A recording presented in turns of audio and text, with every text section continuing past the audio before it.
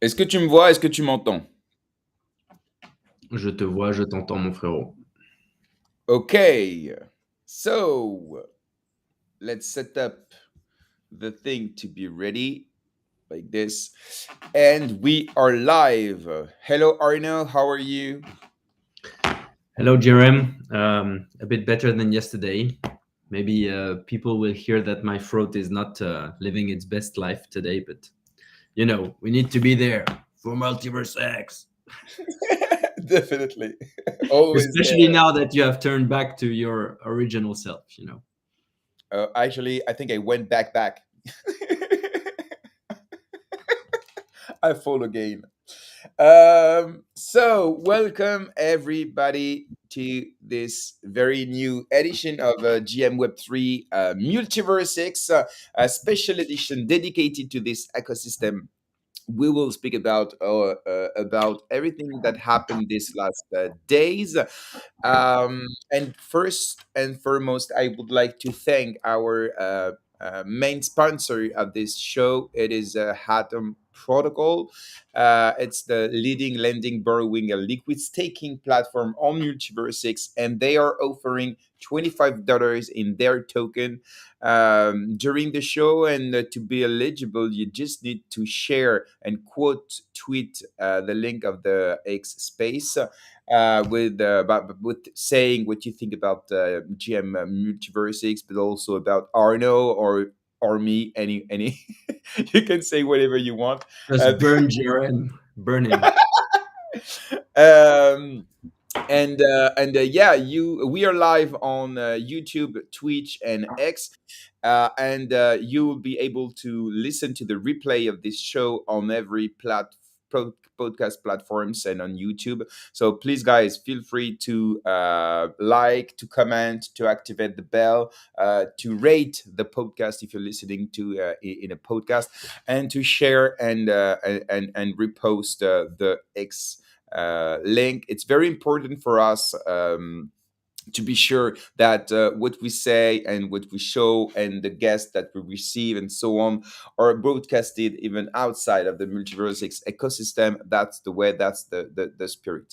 So let's go for the program of today. So first of all, we'll have the crypto press release as usual. We'll speak about the main news about Web3 with Arno. At 10:30, I'm talking like CET time, of course, so it will be in 30 minutes.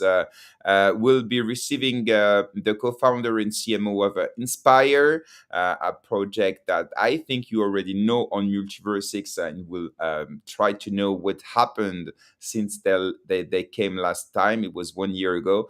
And it will be also the next launchpad on Be Hero, so it's the perfect moment to receive them. Um, in 1 hour, we will receive Stefana, co-founder of Pulsar Money, and Alex Radu, ex-MultiversX core team, and now CEO and founder of Astrarizon, which is pretty close to X Launchpad. So it will be a great opportunity to speak about what happened yesterday around the X Launchpad cyber network and so on. Of course, with our guest, we will speak about the last town hall, the new CMO, and yeah, everything that happened these last days all together. Are you ready, Arno? I took my day off, when No, no, no. I hear you talk about all the program. I texted Ahmed and I told him, you know what you wanted me to work on today? Forget, forget. But we will speak about Hatom a Yeah, bit, a a bit. bit, because I, I I have think I have a hunch that you won't let me, do something else and skip it. yeah, I think the community is eager to listen to what's happening and what will happen with the Hatom protocol in the next hours or days. We don't know. So yeah, you agree to speak about what will happen, but like not too much, but just a bit. Just So throw a piece of meat, alpha yes, meat. exactly, some Um, crumbs. Are you going to kickstart the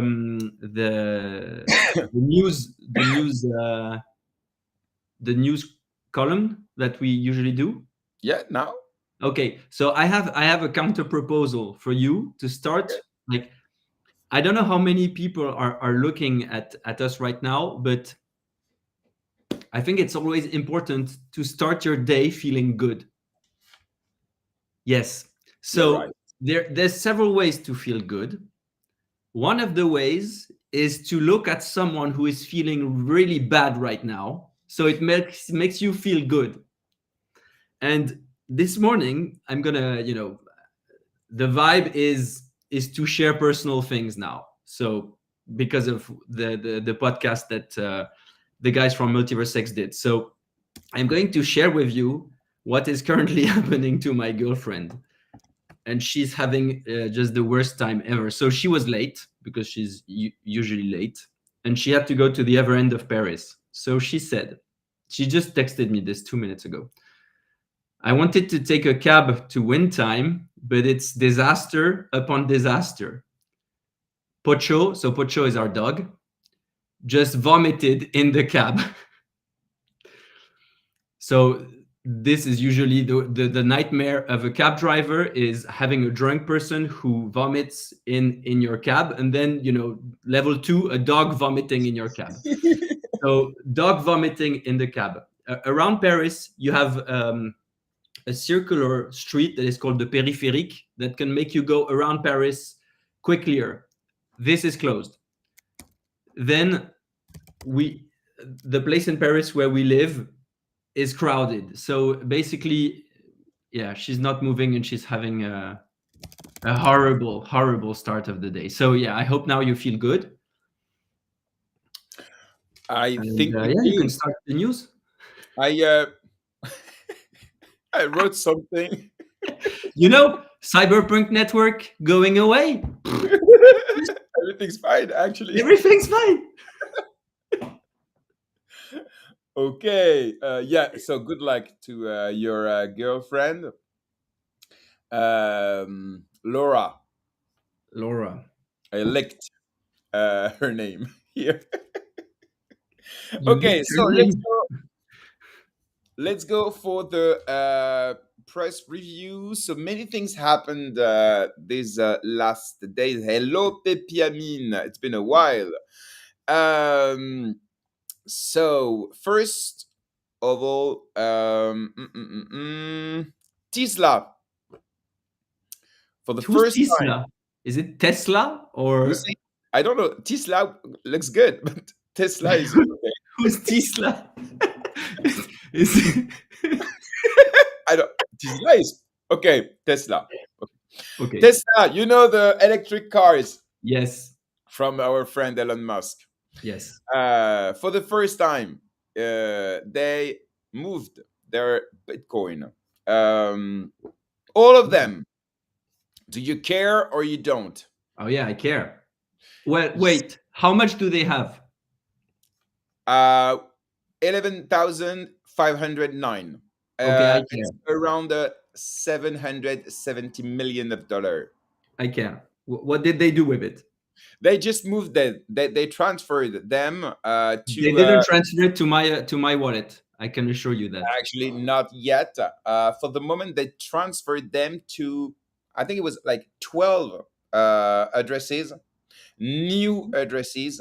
So for the moment, Arcam, the Yes. tracker, I don't know how to say, a platform to track transactions and so forth. Anyway, they did not recognize these addresses, so it's not an exchange or so on. So they prepare it for Salt Protocol, according to Pepiamin. That's what I gather too. They are going to be bootstrapping the liquidity on the protocol. Main investors, lead backers, and Both. I think Donald Trump will also promote Salt Protocol, as far as I know. You are very well informed. We will speak about Donald Trump and his a new DeFi platform in a minute. But just about Tesla. So yeah, they transferred them. We don't know yet what is it about. Of course, speculations have risen about the possibility of Tesla selling part of its holdings, but for now, we don't know. However, no official comment has been made by Tesla or Elon Musk for the moment, leaving the market on alert. I mean, it could just be risk mitigation, spreading the risk across multiple wallets. So in case you anything bad happens, you don't have everything in the same wallet, especially if they don't have, um, a setup around and there's one person controlling the wallet, then it's quite wise to split it. Yeah, but why now? I mean, you know, I don't want to speculate on this. Just what's the next news? Okay. Yeah, so the results of the company are not very, very good. So maybe they will want some cash, or it's just about dividing the stuff in different wallets. Yeah. So for now, we don't have precise information. So let's go to the next news, and we'll speak about the new the DeFi platform that is supported by Donald Trump. They launched their token sale yesterday. Do you care or you don't? I actually don't. We will speak about it. I'm sorry, I'm cheating, but yeah, trust me, it's interesting. Okay, you know what? I will return the question now. Like, I don't, but how do you feel about it? Oh, actually, you know what? I didn't care, but I will speak about it anyway. Just as for a second, it's interesting because first of all, to be able to participate to this token sale, you need to be KYC, and in the United States, you need to be certified KYC. And for this, you need to have, I think it's $1 million capital or 200,000 a year as a revenue. So you can, when you presented the news, you put D in front of finance. You can Yes. you can kill that now Why? because it's not decentralized finance anymore. Oh, yes, it is because the token sale require a KYC, but the protocol can be decentralized. Ah, okay. So you can use the protocol without being in. Absolutely. Okay. Yes, but to be eligible to buy the token, you Okay. need to be KYC, and more than KYC, you need to prove that you have some requirements. And just before the sale, they announced that they had 100,000 people. Okay, so that's huge to be able to gather 100,000 people with $1 million capital or 200,000 dollar of a revenue. So we expected a big and a quick sellout. It's about selling 20% of the supply, I think, and for $300 million for a valorization value a valuation of $1.5 billion. Okay, but the website actually messed up a lot of problems, and so far they raised they sold for 11 million on the 300 they are looking for. So what happened? Is it the website problem, or is it that the actual investors are not so reliable? I think it's both. Okay. But definitely the website is not working. Even at the moment now, if you want to go there, there's like a 500 code error, and yeah, yesterday it was it works, it doesn't work, it works, it doesn't work.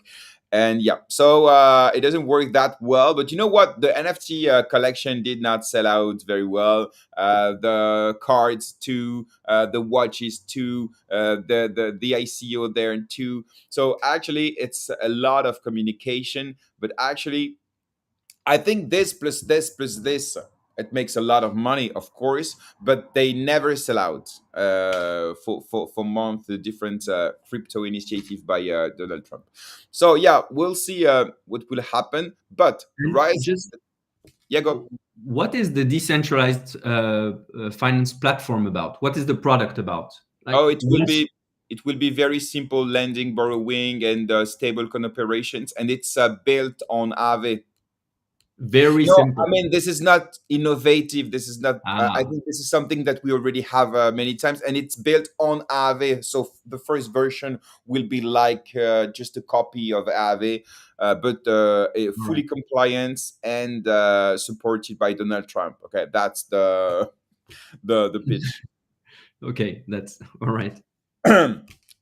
The question now is about the link between launching this ICO just a few days before the election and if Donald Trump is elected, the situation of a conflict of interest between the SEC, the regulation, this ICO, the platform, and so on. So raises many questions about this, about the momentum, of course, of the launch. I, Um, I don't know if you remember, but Barack Obama, in his presidential campaign, the first one, he kickstarted a new way to do campaign. He was for the first time using social media in a massive and disruptive way. What we are currently seeing with Donald Trump in his campaign, I mean, it's it's completely being in line with the digital world that we have around us today, where Donald Trump is a president and he wants to become a president again, but he's also Donald Trump, a businessman, and there's no you say conflict of interest, but maybe what we're seeing right now is the new world where you're electing a president, but you're also electing Donald Trump, and Donald Trump is not going to stop being Donald Trump. He is a businessman.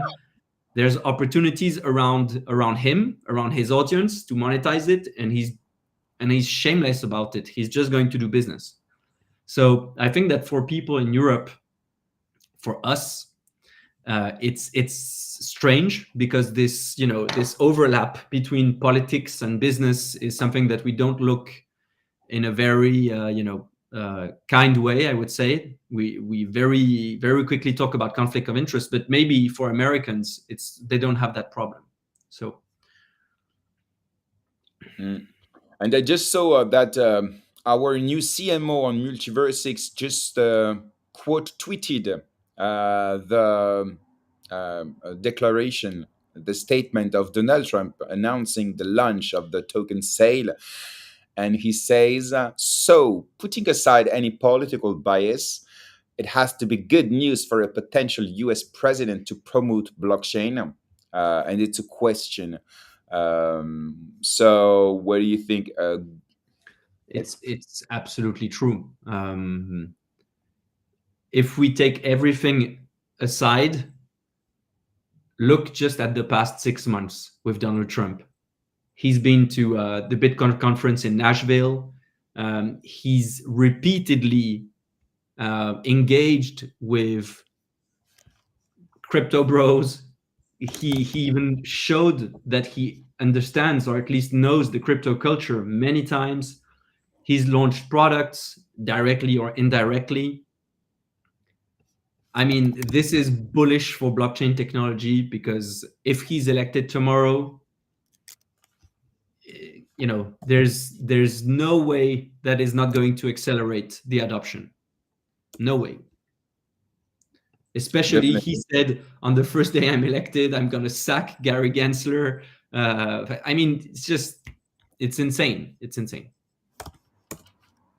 agree on this. Okay, let's move to the next news.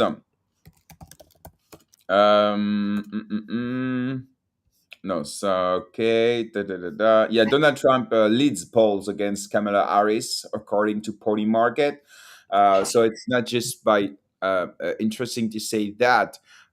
It's about saying that even Elon Musk said that he preferred to believe these bet platforms than the survey, the official surveys We spoke about it last week, I think, about the bias of the users of the platform, which are mostly crypto friendly. So of course, it's normal that they support Elon Musk. But we can see that even this morning when you see the results. Yeah, Donald Trump is just destroying Kamala on Poly Market. And on the official surveys, it's not that simple. They are always like 50-50. So I don't know who is actually right, but it's more and more Donald Trump. Um, let's speak about Mr. Beast, one of the biggest YouTubers. influencers on Yeah. YouTube. Yes, he's accused of involvement in promote and dump crypto scams. What do you think? You care? You don't? I, to be honest, I don't. But how do you think about it? Oh, thank you for asking. No, I think it's huge because yes, Mr. Beast is known by many people. He has big audience, and yeah, he has been accused of promoting low cap altcoins. And I checked the altcoins concerned, and it's Alcon that I know and on which I invested, but not through him. I don't know if you remember Polkamon, you know, the little dragon. It was cross chain. It was like a game with the dragons, and they made one with Elrond. I don't know if you remember. They made a dragon like a partnership with Elrond. You don't remember? I don't remember the partnership, but yeah. Look, I don't know if it's a partnership, but they made a dragon. I will show you.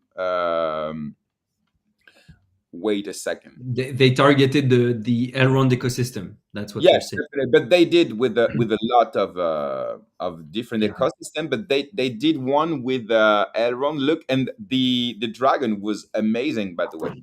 So let me because Elrond was just so insane in terms of branding.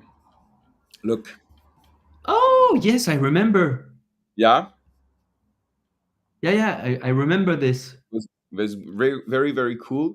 And they made look what it's written by doing a long-term partnership with one of the most hype blockchain Elrond. It's a French media, one of the biggest. It's Coin Academy, and this article was written. It was in 2021. It was it's so good to read such thing. Soon again. Stop. Okay. I won't engage you. What? I missed that time. So let's speak about gaming because we will speak about gaming all the show long. But it's a very interesting news. It's Unreal Engine 6. Epic Games unveils its engine for the metaverse. We care or we don't. Yeah, we do. It's interesting since we remember a few years ago when they launched Unreal Engine 5. And I think you guys all saw the demo of the city in a Matrix universe. I don't know if you remember, but it was huge. It was so realistic. It was so great. And it was Unreal Engine 5. And since thousands, maybe tens of thousands of games were built through this motor engine, and now they will release the version 6 of their engine, and we spoke about it yesterday in French with Ticapo, who knows pretty much very well the engine, the possibilities, and so on. And he told us how excited he was. And yeah, so they revealed the first features of this Unreal Engine 6, a development engine that promises to revolutionize the creation of immersive experience in the metaverse. So with optimized tools for virtual worlds, the engine aims to enhance user interaction in digital environments while promoting the creation of ultra realistic surroundings. And they want to focus on socialize in the metaverse. So it's not just about interacting with their environment, but with the other users. So they really want to focus on the social part of the open world, the virtual world, and of course it can be maybe a leverage for the whole gaming industry, but also the Web3 gaming industry, which requires a lot of interaction between users and financial ones, of course, for example. So, question Arno, what do you think about metaverse narrative in the Web3? Is it completely outdated, or maybe it can come back even in another form? And we can remind everyone that you co-founded Drifters, which was a like an open world project on MultiversX. So you know very well the topic. Um, the metaverse being a virtual space in which we can have interactions, create, build, is something that has always interested us humans. We didn't start building those kind of worlds with Web3. I think the first big metaverse like experience was Second Life, and it was in the 90s. You didn't have any blockchain behind, but still. And since then, world building, digital virtual world building has always been something that we loved as humans, and we didn't wait blockchain technology to start doing that. Now there is something that is underlying in this Unreal Engine 6 news. It's that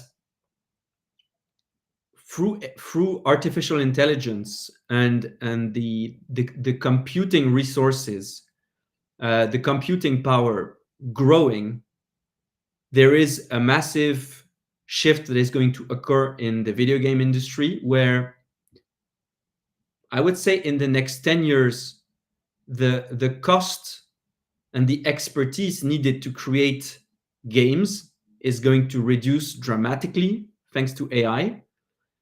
And for a company like Epic Games is the company behind the Unreal Engine, it is a matter of survival if they want to be still there in the next 10 years.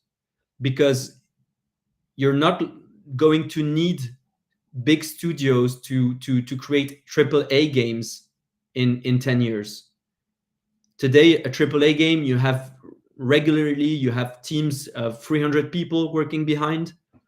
Tomorrow, it's not going to be the same thing. So similar to NVIDIA, Epic Games has an opportunity to create the engine that people will keep using in the future to create those video games. And I think that from what I heard, I didn't deep dive into Unreal Engine 6, but from what I heard you saying, they completely understood this opportunity and this risk also, and they decided to double down on it. So the metaverse is not going away. I think that we had a metaverse hype with blockchain because it makes so much sense to have virtual worlds in which we can possess, trade.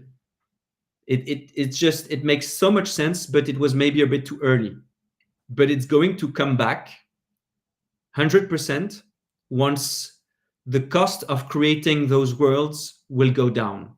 The problem is, and this is what happened with Drifters, when you want to create an ambitious virtual digital world, especially when you want to build it on blockchain now, it costs a lot of money because you need expertise to create it. In a few years, you won't anymore. We already see it with AI Nexus on MultiversX, and it's just the beginning. you start to have you can prompt and create things, and this is the future of the video game industry. I would even go as far as it is the future of almost any creative industry, where it is cinema, where it is video game. um, AI is going to change everything, and virtual world building is going to be so much easier in the upcoming years. Okay. Can you hear me? Yes. So thank you, Arno. Yes, I think the cost of building video games will be a very important um, stuff to make it mainstream for developers. Um, let's speak for a second, if you want, about Hatom. You know, every week you make like a Hatom yield report, but today it will be something shorter and more focused about what the community is expecting about this. So it will be very short, and just after we will receive the first guest of today from Catalin from Inspir. Yes. So I think everybody on MultiversX that is active knows that there is something that is about to be dropped. It is about a stablecoin, and so it's going to be very soon that you're going to have the protocol update that is going to unravel the next weeks, and how everything is going to come out. But some of the people working at Hatom, myself included, have started, teasing a bit and kickstarting the fire. And we saw my good buddy Andre, who also works at Hatom, talking about USH and how you could mint it for free. And so this morning,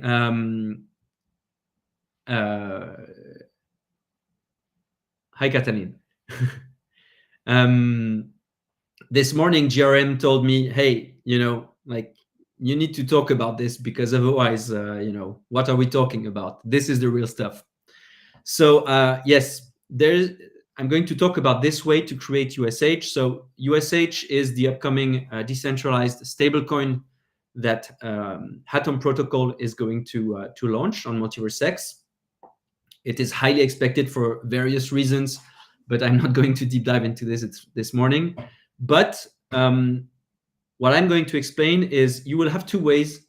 So two ways to mint, to create USH. And one is very interesting, because you will be able to basically mint it for free through two assets, which are EGLD and Tau. So the Tau token from Bitensor. So how is this going to work, and why will you be able to mint it for free? You will be able to come in the Hatom protocol on the USH part, and the place where you will be able to mint it for free is called an isolated pool. So you will be able to come with your EGLD, collateralize your EGLD, and mint some USH without selling or getting rid of your EGLD. You will have this portion of USH that you will be able to use however you want. You will be able to buy stuff, you will be able to enter DeFi, whatever, many options. But why can you mint it for free? It's because when you collateralize EGLD to mint USH, what is going to happen is that Hatom in the back is going to take this EGLD, stake it to generate revenues. So this is why you won't pay for anything. It's because the revenue, the payment part is going to be taken out of the staking of your EGLD. So what if you come with SEGLD then? You could come and mint USH with SEGLD, or S tau, so liquid staked EGLD or liquid staked tau, then what is going to happen is that the protocol is going to take a picture of the SEGLD or the SRAP tau value in the EGLD or in the tau asset. It's going to basically take this picture and say, okay, you stake 100 SEGLD, you collateralize, sorry, 100 SEGLD that is worth maybe, I don't know, 103 EGLD. So you will be entitled, when you repay your USH borrow, to 103 EGLD. So your SEGLD will be taken away, staked, and when you will repay your USH loan, you will get the exact same value that you had in collateral in the beginning. So this is how, and this is pretty cool because you don't have to pay for the creation of your USH liquidity, and you keep exposed to EGLD or to your tau asset.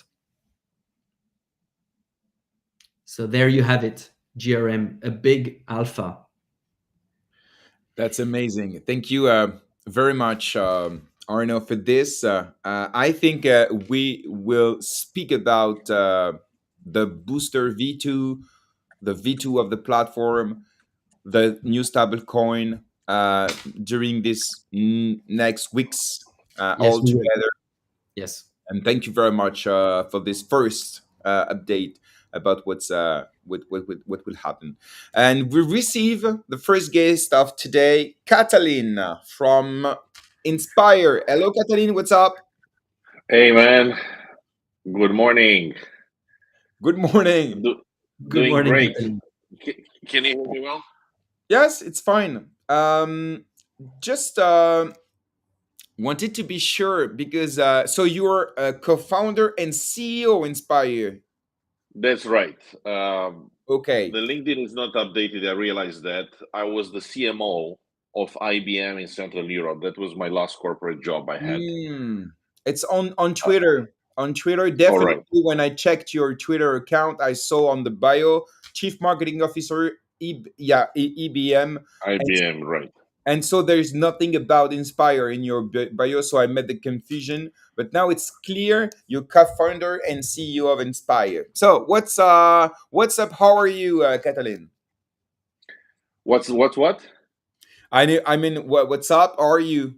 Because it's All right. last time you came, it was 1 year ago. I checked; it was on the 6th of October, so it's a little bit more than 1 year you came. So many things happened, I think, since. So yeah, just wanted to know what's up and how are you? This is amazing. I really thought we met like a few months ago, but yeah, time flies. We were grinding in the basement. Um, and finally, we made this main calendar announcement last night. Listen, the best way to predict the future is to create it. I think Abraham Lincoln said it. It's been a roller coaster so far this year. The market, the sentiment, but we were laser focused on producing a product that is useful, and we wanted to deliver it prior to the X day, and we will. And the reason for this is probably multiple has multiple reasons. So we see a convergence of these three trends. So first of it, the Web3 infrastructure is maturing. This is one of the reasons we haven't launched at the X Day last year. As you know, we presented it on the main stage, but MultiversX has announced some very interesting upgrades on the protocol side regarding NFTs. Our tech team, Eddie Nutza and Razvan Statescu, which are the two co-founders, and Ciprian Jacob, have decided just to keep improving the app, making the technology as invisible as possible and make it as abstract as possible. So that's one. The other trend that we saw happened last year, I mean this year, is that this new demographic of Web3 native consumers are entering the market. So it's not only the MultiversX community, but we saw a lot of bits and pieces coming in. And also, we are at the beginning of hopefully another Web3 adoption cycle, another bull market. So net, we made this mint calendar announcement last night. I'm not going to shield the project. Everything is public, and we're going to organize some large AMAs.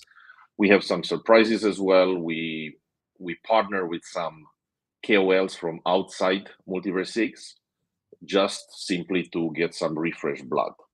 So yeah, it's I didn't have any holiday this year. I plan to go somewhere nice. What was Probably maybe.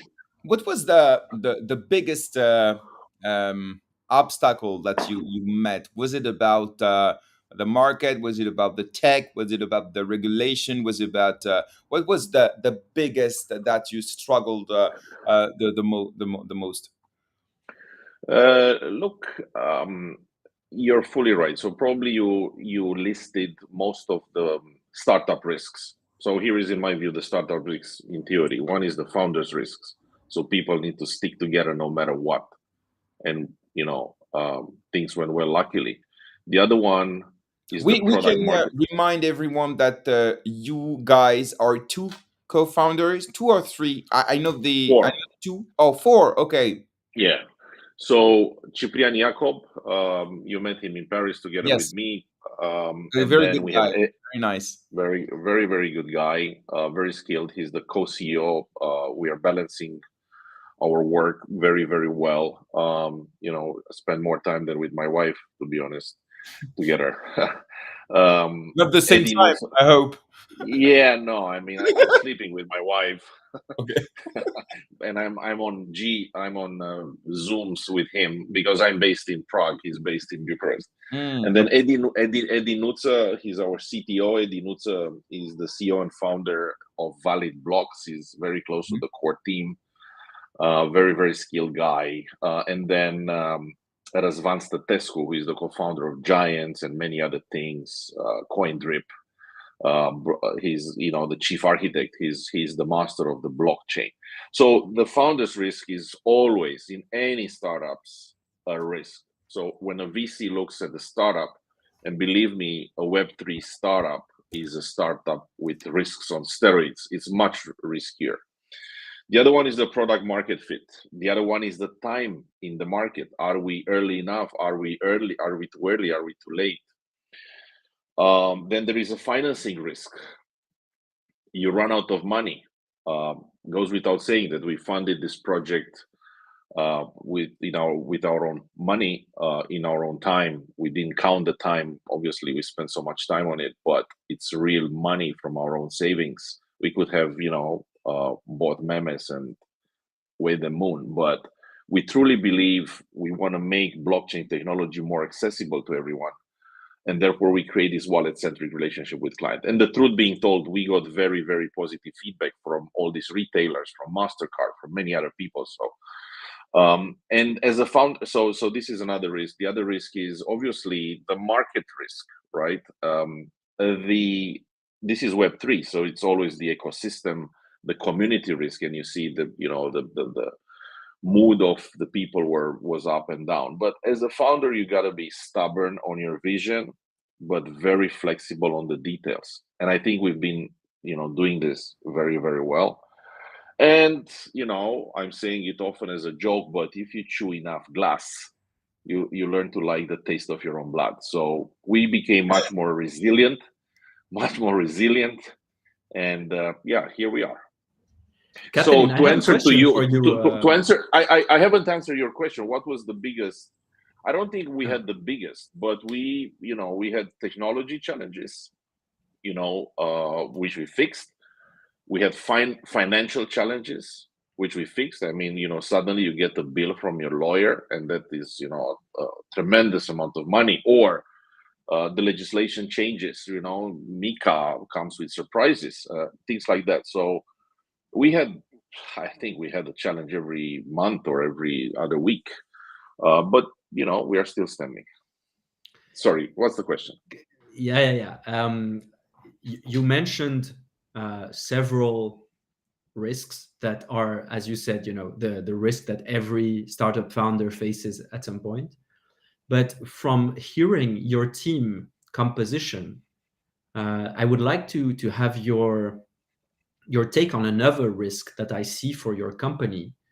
It is the risk of focus, because from the team that I heard, there is Edinuta, who's working on several projects. There's Razvan, who's working on several projects.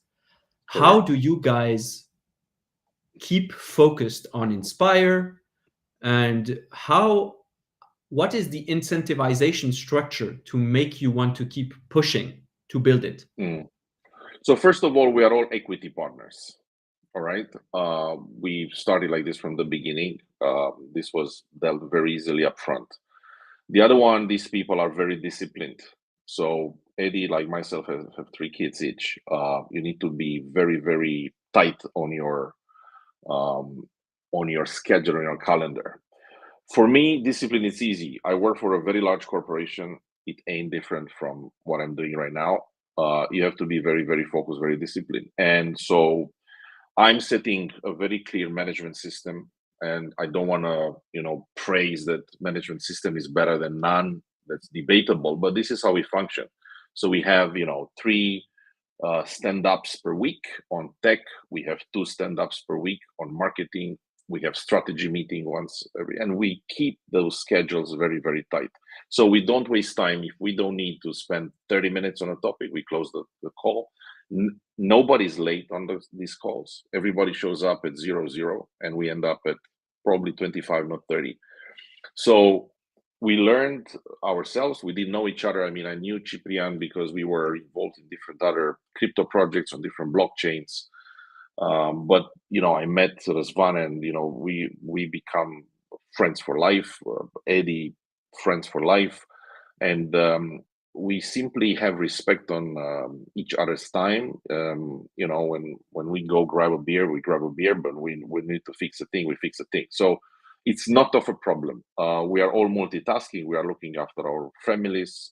Some of us has different interests, but I don't feel that this was an obstruction. I don't feel that people were not available, or they didn't deliver on the deadline because they had another priority.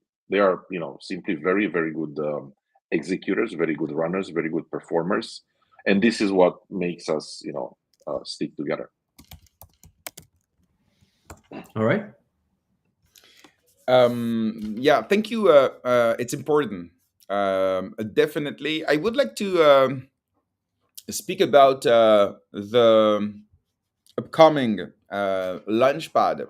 So there will be 1,111 NFTs. No, Correct. it's going to be 3,333 NFTs. This is the Founders Collection, right? It's a very limited edition meant for the hardcore MultiversX users. But it's going to be delivered in 2 phases. The first one, it is indeed 1,111 at the cost of 1.3 e-gold per NFT.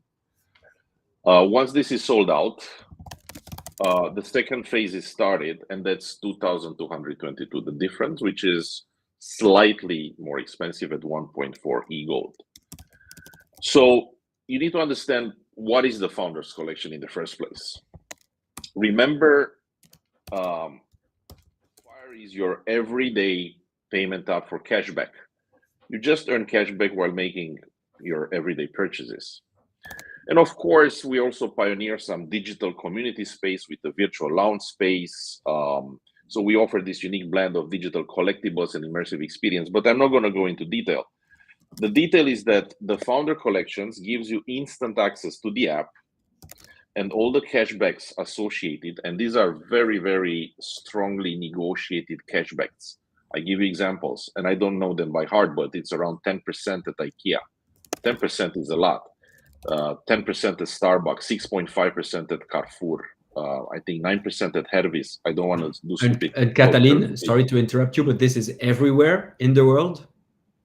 No, this is in Romania for now. So we start Romania as a sandbox.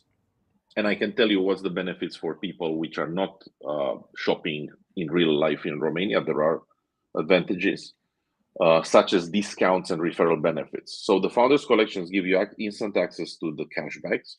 to the online discounts, which are accessible from all over the world, and to these referral benefits. So, and it's tradable, but most importantly is that it carries these referral attributes.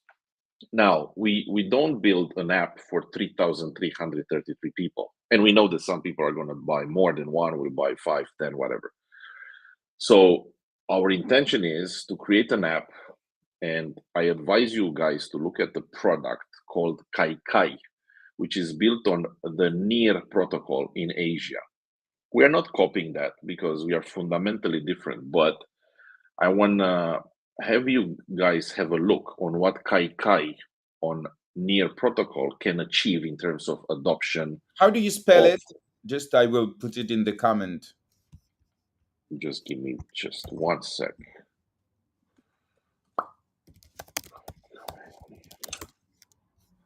It's Okay. Kai.ai. Okay. Kai.ai. Okay, I will share the link. Yeah, go on. Sorry. Yeah. So if you would be in Singapore, you'll probably not use Inspire. You'll use Kai. It's not something that we got inspired by. In fact, we just came across a bit later. But you see the potential, right? You do the same thing. You browse deals from shops, restaurants, cafes, electronics, clothes, like you'll do in Inspire. You buy it, right, in a few taps, and then you redeem immediately your cashback. Well, look at the number of users that Kai has achieved in Asia.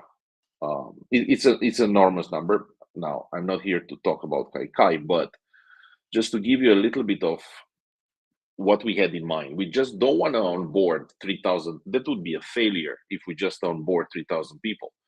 We want to onboard 50,000 people within the next 12, 16 months. Now, these new people, the subsequent Web2 normies, let's call them normies, that will join the program, will have the same cashback benefits and the access to the app, but they can only enter by invitation only. So we'll make these initial founders ambassadors for the subsequent people that are going to join. And that's not going to be just in Romania, that's going to be globally. So we decided to keep this limited edition very small for the hardcore MultiversX users because, they were the first one. We want to give something back. We don't want to just extract value. The raise is really small. If you do the math, it's probably the smallest raise that any project or any important project has made here on a launchpad. It's the Be Hero launchpad. But we are confident that we start this with the sandbox, and then we drive adoption. Okay. Maybe Arno, you want to? Yes. I'm very curious about in your model. And sorry, I'm gonna go into the product and how your users use it on a daily basis. But I'm interested in who's carrying the cost of acquisition here. I had a look at Kai while listening to you, and so you're basically in a shopping experience where you have discounts and cashbacks.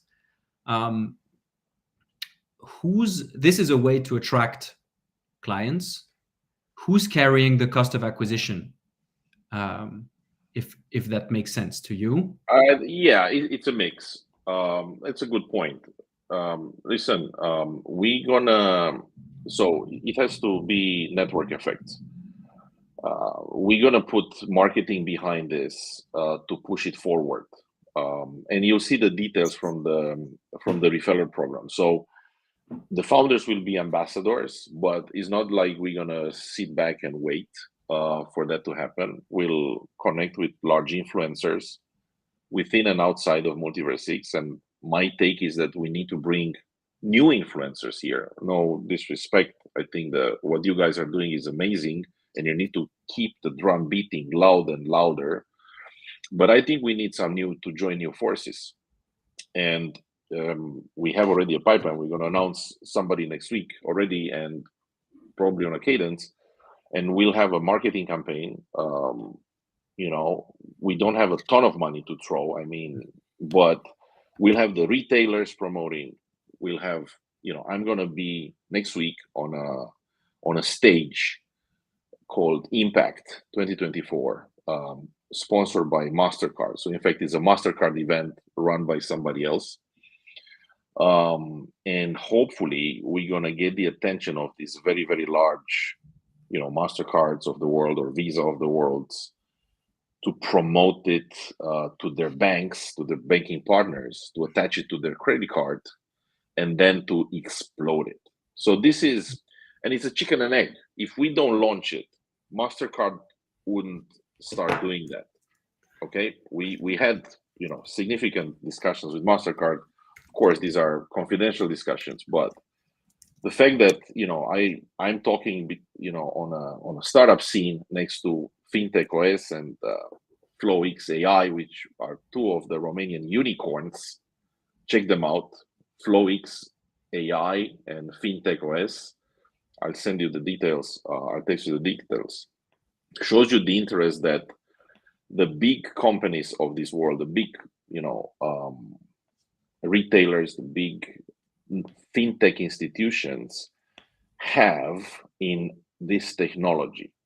Now, I'm not going there to talk about technology, but it's clear that they like to experiment in this space. I'm talking about the big companies where I'm coming from, but they don't want to take the risk. So once we show this to these companies that the tech works, you have some minimum adoption. That's why the number 3333. It's a lucky number, by the way, but it's a small number. So once you prove that this works, that this extraction that we push with our own marketing, with gamification, with the virtual reality experiences, they're going to chip in. I promise you this. If you look in the background what MasterCard and Visa are doing in the Web3, they don't call it Web3 space. They are really, really very advanced. And Catalin, thanks for this. It's interesting to understand how you envision your growth. Coming back to my previous question, I'm interested to discover what I meant by the cost of acquisition. I meant when I go on Kaikai, I see there's a discount, for example, on a product. Yeah. Okay. Yeah. So what I meant there is, so this is basically a three-party relationship. So it's a three-party equation. You have the retailer, you have Inspire, and you have the user. Correct. Okay, so the user and the retailer, I clearly see why they would use. The user would pay for stuff cheaper, and the retailer, most likely you bring in new type of customers, etc., etc. And Inspire, the loyalty part, yeah. And the loyalty part. Okay, but why? If it has to become sustainable, then there needs to be more value creation for everybody. So what my point is today, and this is the question, when the retailer is cutting 18% out of its price, is it because, you know, this is a product that they had too much in their storage and they want to get rid of it, or is it because they accept to pay the cost of acquisition and reduce their margin because they believe they will have more sales? This is my question. Right. How do you see the model? So retail is a very complex industry. Fortunately enough, I mean, I don't know how deep to go into this, but let me just give you a bit of context. Retail in Romania represents 7% of the GDP. The total number is $300 billion in retail business per year. We have 9 million people that have at least one loyalty card, and they are in at least one. And with a very high growth in terms of retail growth. So I think this year, that's the number from last year, 300 billion, I think is 320 billion, 7%. Sorry, 30 billion. I'm sorry, 30 billion. 30 billion. My mistake. 30 billion. I'm mixing the global numbers with the Romanian numbers. I have some charts, and of course, this is our bread and butter. Now, the reason why these retailers are interested to give this cashback, which is in sometimes 10%, right?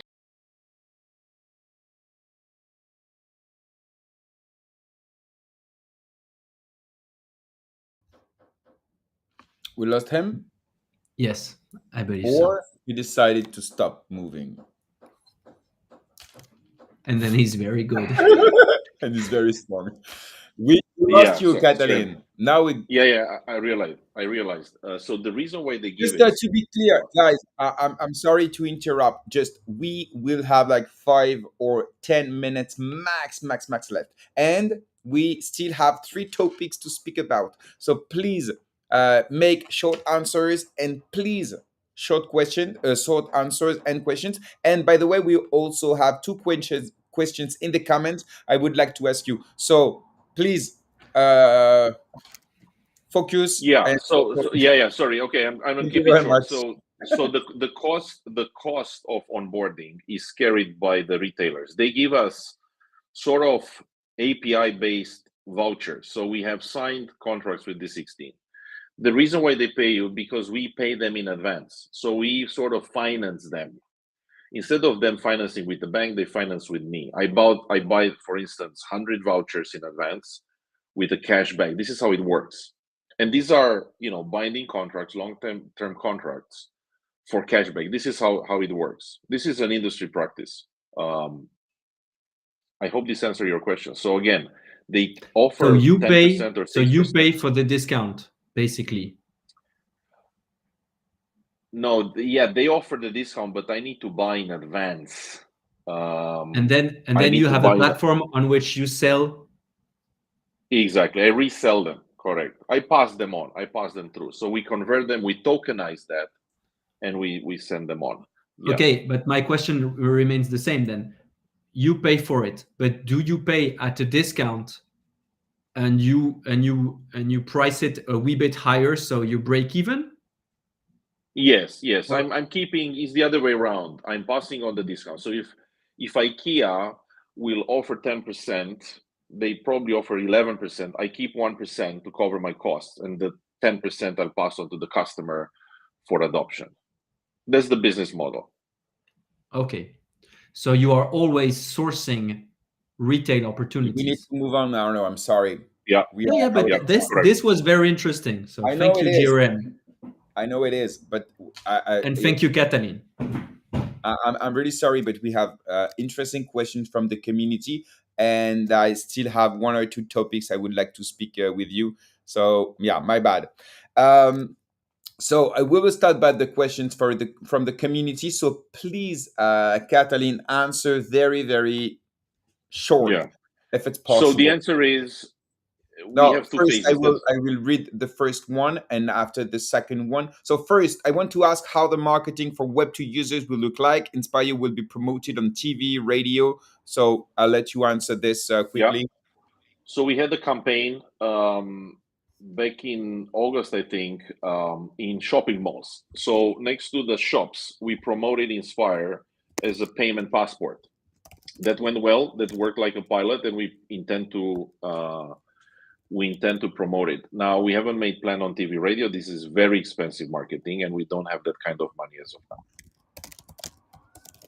Okay, fine. Thank you. Another question is very interesting because it's about something I wanted to speak to you. Of course, it's about the last and current mint on B Hero, the Build 21.1.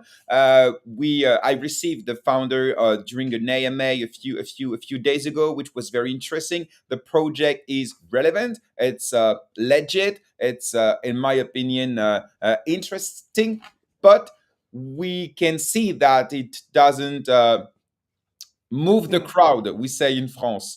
I don't know how to say in English, but it doesn't work very well. And unfortunately, the mint is not sold out, and I think it's far from it. So the question is, what happens with the minted NFTs if it doesn't sold out?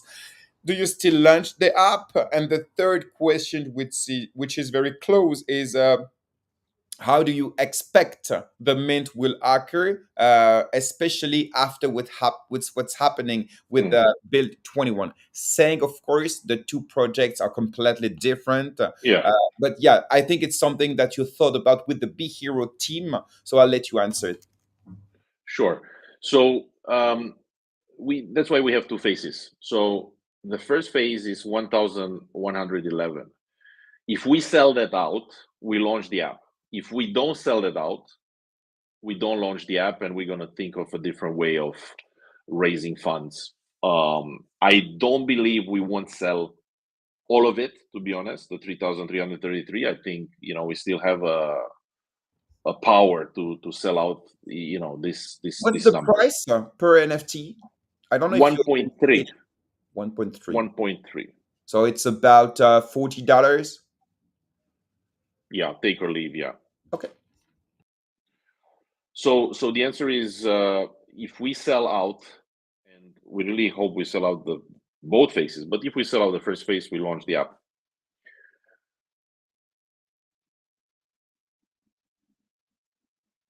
Okay, thank you. Yeah, sorry, I just I forgot to unmute. The last question will be about the MultiversX ecosystem, the recent news, the town hall, and so maybe let's start by the town hall. What did you listen to it? I think everybody Yeah. on MultiversX. What did you think about it? About the news? The decision to pause some project to focus on others. About the nomination of the new CMO. So tell us what how you felt during this town hall. Yeah, first. I think it was a very, very straight talk by Benny. So I think it's very mature to recognize, when you make these large decisions and to share them. And I found it maybe a bit too late, but very, very strongly and self-confidently to drop X Fabric and X Worlds. And on X Fabrics, believe me, we wanted to build this product on X Fabrics. We spoke with Stefan in April last year. And I think it's a good news. It's very good news. The fact that they appointed Adam, which is a high flying CMO. I was a CMO myself, not in the Web3, but for IBM. And by the way, he was not only the CMO of Cardano, but he was acting for many other large corporates. I also think it's a great news. So, you need to give them the benefits of doubt that they gonna focus now and put the money at the beginning of this new Web3 adoption on the right things, the things that matter. Do less, be more focused, and double down on what you're doing. I think time will tell if the plan works, but I think it was very, very on time.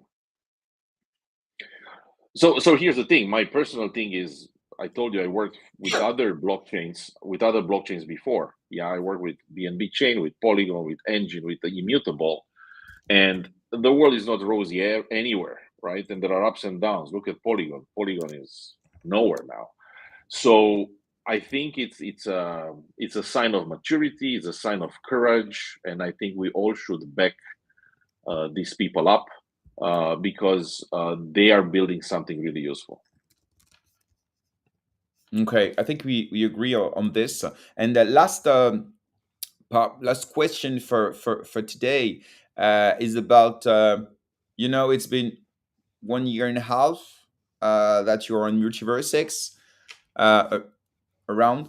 How did you see evolving, and what's your I don't know, point of view about the MultiversX ecosystem now? It has problems, but it has also big potential in terms of Yeah. technology, especially.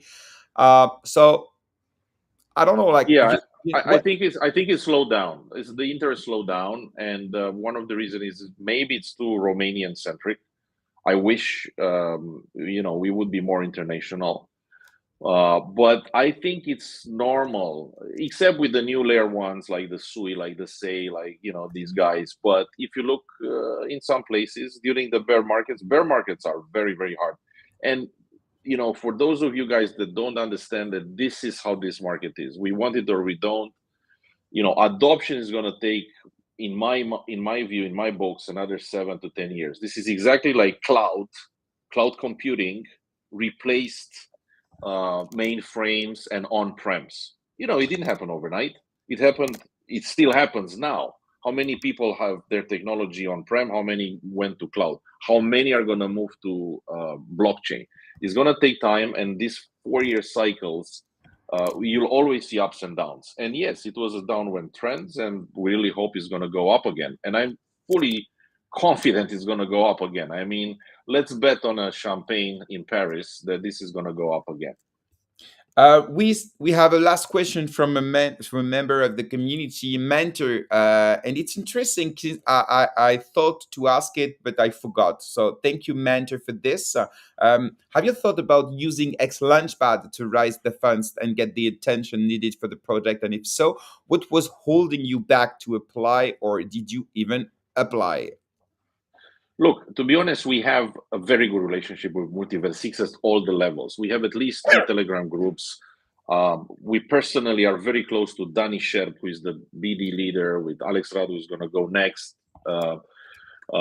with Sergio Birish, with whom we talk about, how we can use augmented reality, with Lucci and some of us, with Benny as well.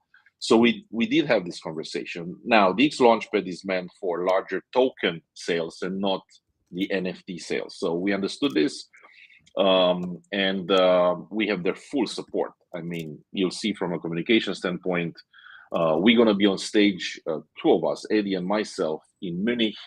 I feel we have great support from MultiversX, but X Launchpad would not have been an option for this stage because we don't have a token. Okay. Thank you very much, Catalin. Maybe Arno, you have a last take before we move to the next guest of today. I have a last question for you, Catalin.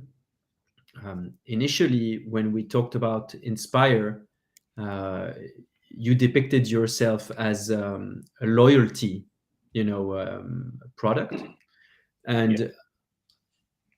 Maybe I'm wrong, but this is a topic, loyalty powered in a Web3 way that I feel is a very interesting opportunity because, it's so Web2 to have 1,000 loyalty cards and, it doesn't make sense anymore.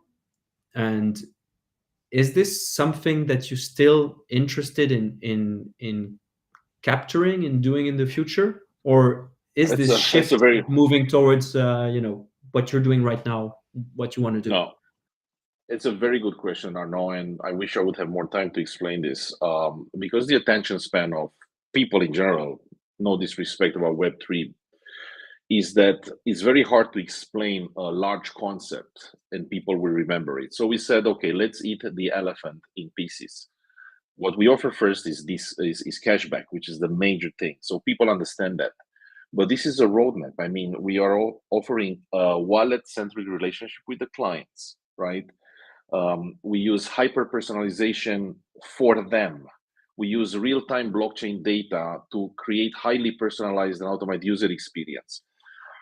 This is truly a loyalty program, which will provide wealth of data on the preferences and behaviors through these NFTs. So we're going to use targeted marketing strategy. So it's truly a loyalty program. But if I'm going to explain to the people that this is such a big thing, they would not understand. So the communication indeed shifted. We keep it simple. It's a payment app for instant cashback. But basically, what is going to be, we shift into brand engagement, and we're going to shift into tailor-made and participatory customer experience, which is truly loyalty. So we can talk on another occasion about the next frontier, about how to integrate smart technologies like data mining, blockchain, smart contracts into a personalized consumer experience, which is in fact loyalty. But for now, in order to convey the message on a such short period of time during this, sort of bear market, we decided to keep it simple and express it in one sentence. It's a multi-brand Web3 payment app for cashback discounts, which is a loyalty app. All right. Thanks, Catalin. Thank you very much, Right. Catalin. And hello, Stefana. What's up? Oh, sorry. You're muted. So now it's okay. Hello, Stefana. Hello, guys. Thanks for having us today. How are you? Very good. Do you know Catalin? Yes, briefly. Okay.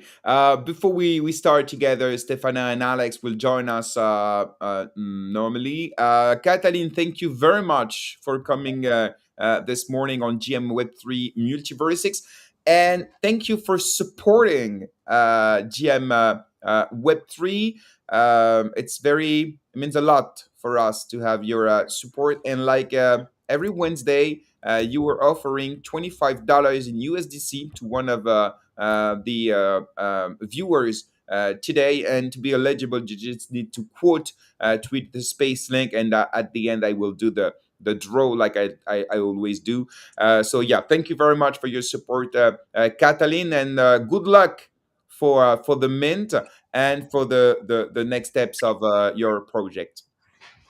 Thank you, guys. All the best, Stefana. Bye-bye. All the best, Catalin. Bye. Stefana, have you heard about Alex this morning? Did he wake up? Yes, he woke up. I called him actually to make sure that he wakes up. So, for those of you who don't know, Alex is currently in New York. So, it's, I think, 5 a.m. for him.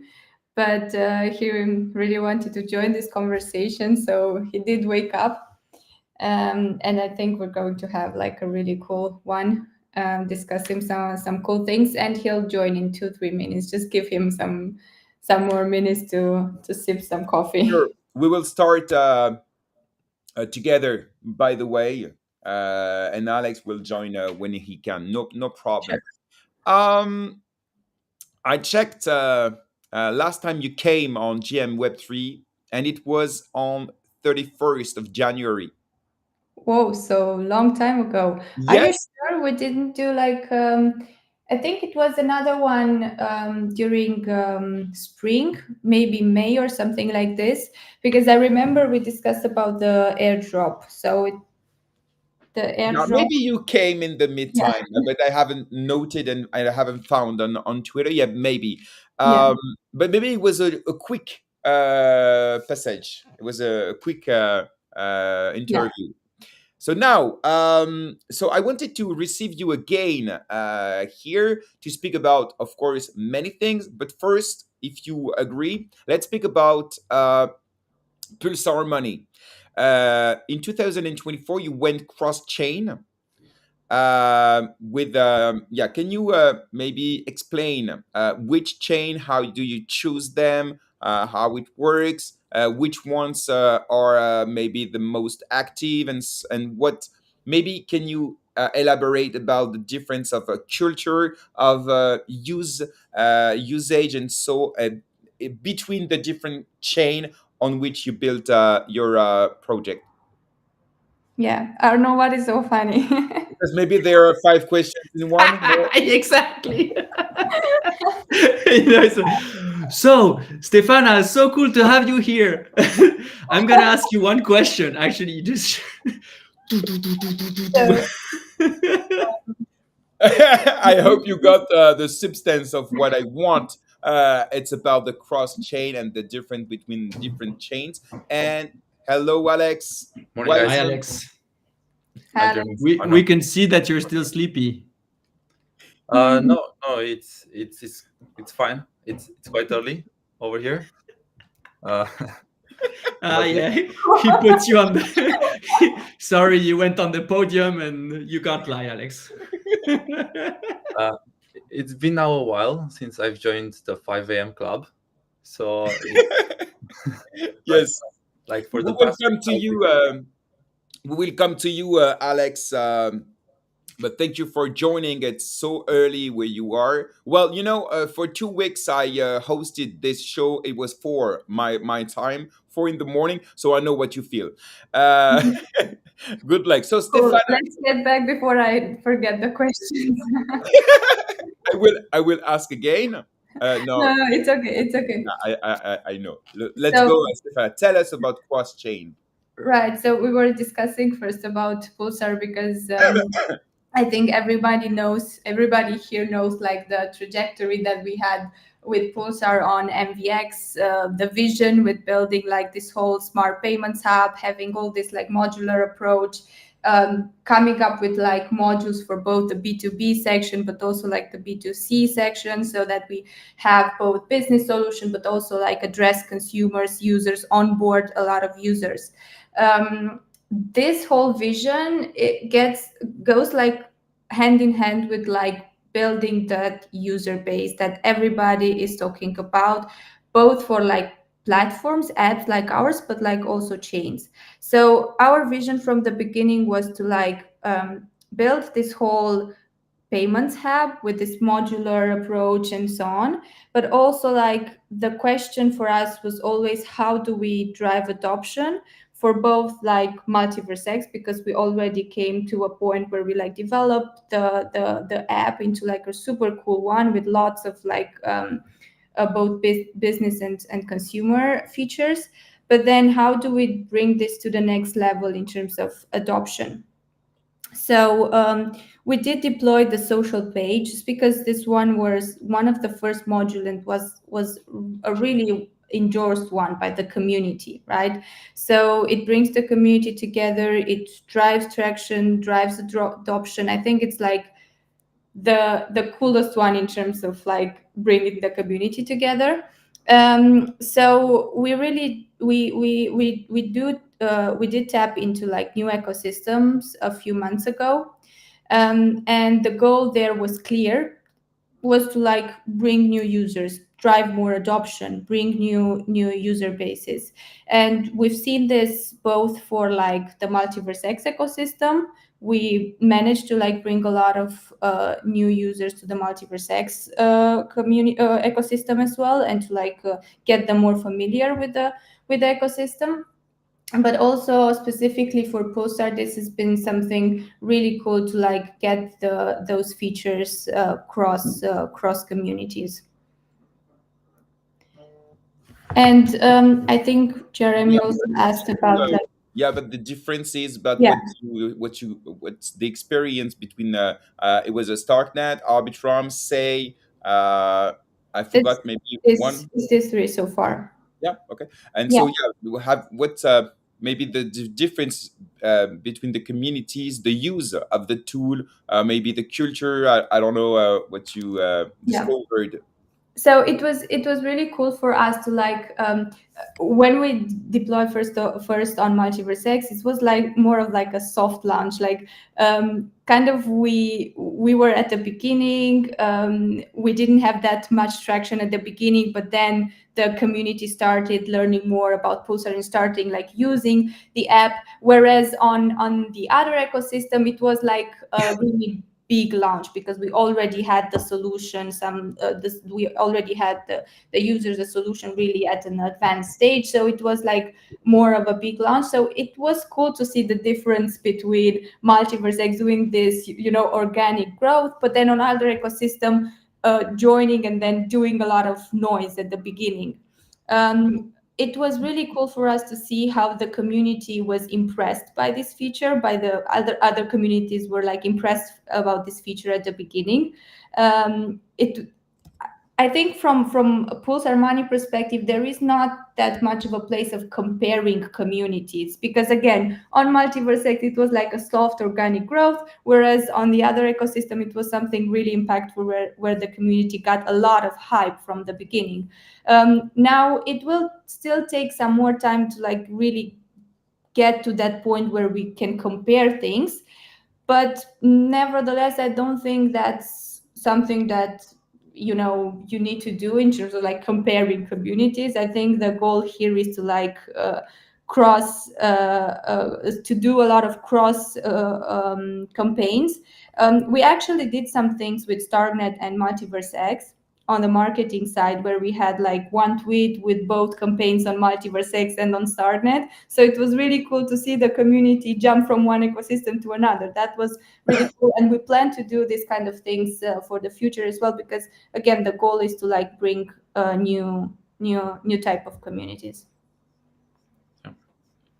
Ardo, you want to? I have one question regarding on the other ecosystems. What is the feature that has been the most used by users, and can you compare it with MultiversX, and is it the same? So on the other chains, we only deploy the social pay. So I can only speak from the social pay perspective. Curious enough, on other ecosystem, the P2P use case was used more than like, I mean, not more. On MultiversX, we see a lot of like campaigns with reactions, whereas on other chains, we see a lot of like P2P transfers that are integrated within giveaways, for example. So a lot of community members are using it for like rewarding the participants of a giveaway, for example. Right. I saw, Fudre, what you were saying. Yeah, we have Fudres. It's the way that you call him, Fudres. He's saying that you launched on StarkNet, and it was because of him. Thank you for this. So what's French megalomaniac? We are all megalomaniacs. You launched the airdrop tool. We spoke about it in May, you said. So what's the return of experience of this after the Globies and the Foxy? I think it's Foxy airdrop. So what did you learn, and what will be the next steps about this tool? And do you have any more projects that are interested? And when will you launch them, and so on? On the airdrop, definitely we can now look back and see some of the things that we've experienced with the airdrop. I think as a whole, we really worked a lot into bringing whole airdrop solution for projects that have both like ecosystem allocation, that engage the user, that have partner ecosystem allocation, so that we engage partners within the ecosystem, and we also have challenges. There were some things that we did learn in terms of like economics, allocations, and everything, because it's always hard to predict the engagement of the airdrop when you're doing it for the first time on a chain, on an ecosystem. It's hard to predict from the beginning how the engagement will look like. So there were some things that we learned on the go, and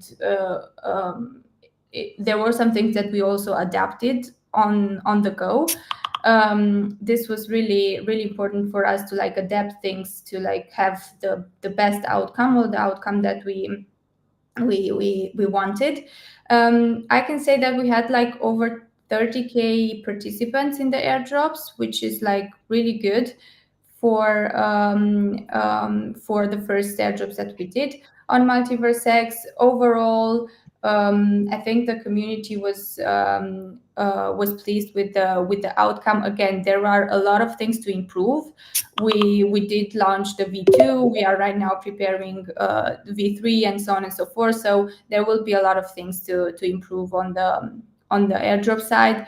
But so far, I think the first iterations were really a success. Okay. Can you maybe answer the question in the comment about deploying your project, your products on other chain? Is it like new code, or just an iteration from what you built on MultiversX? Is there a big challenge in the technology side to make it cross chain?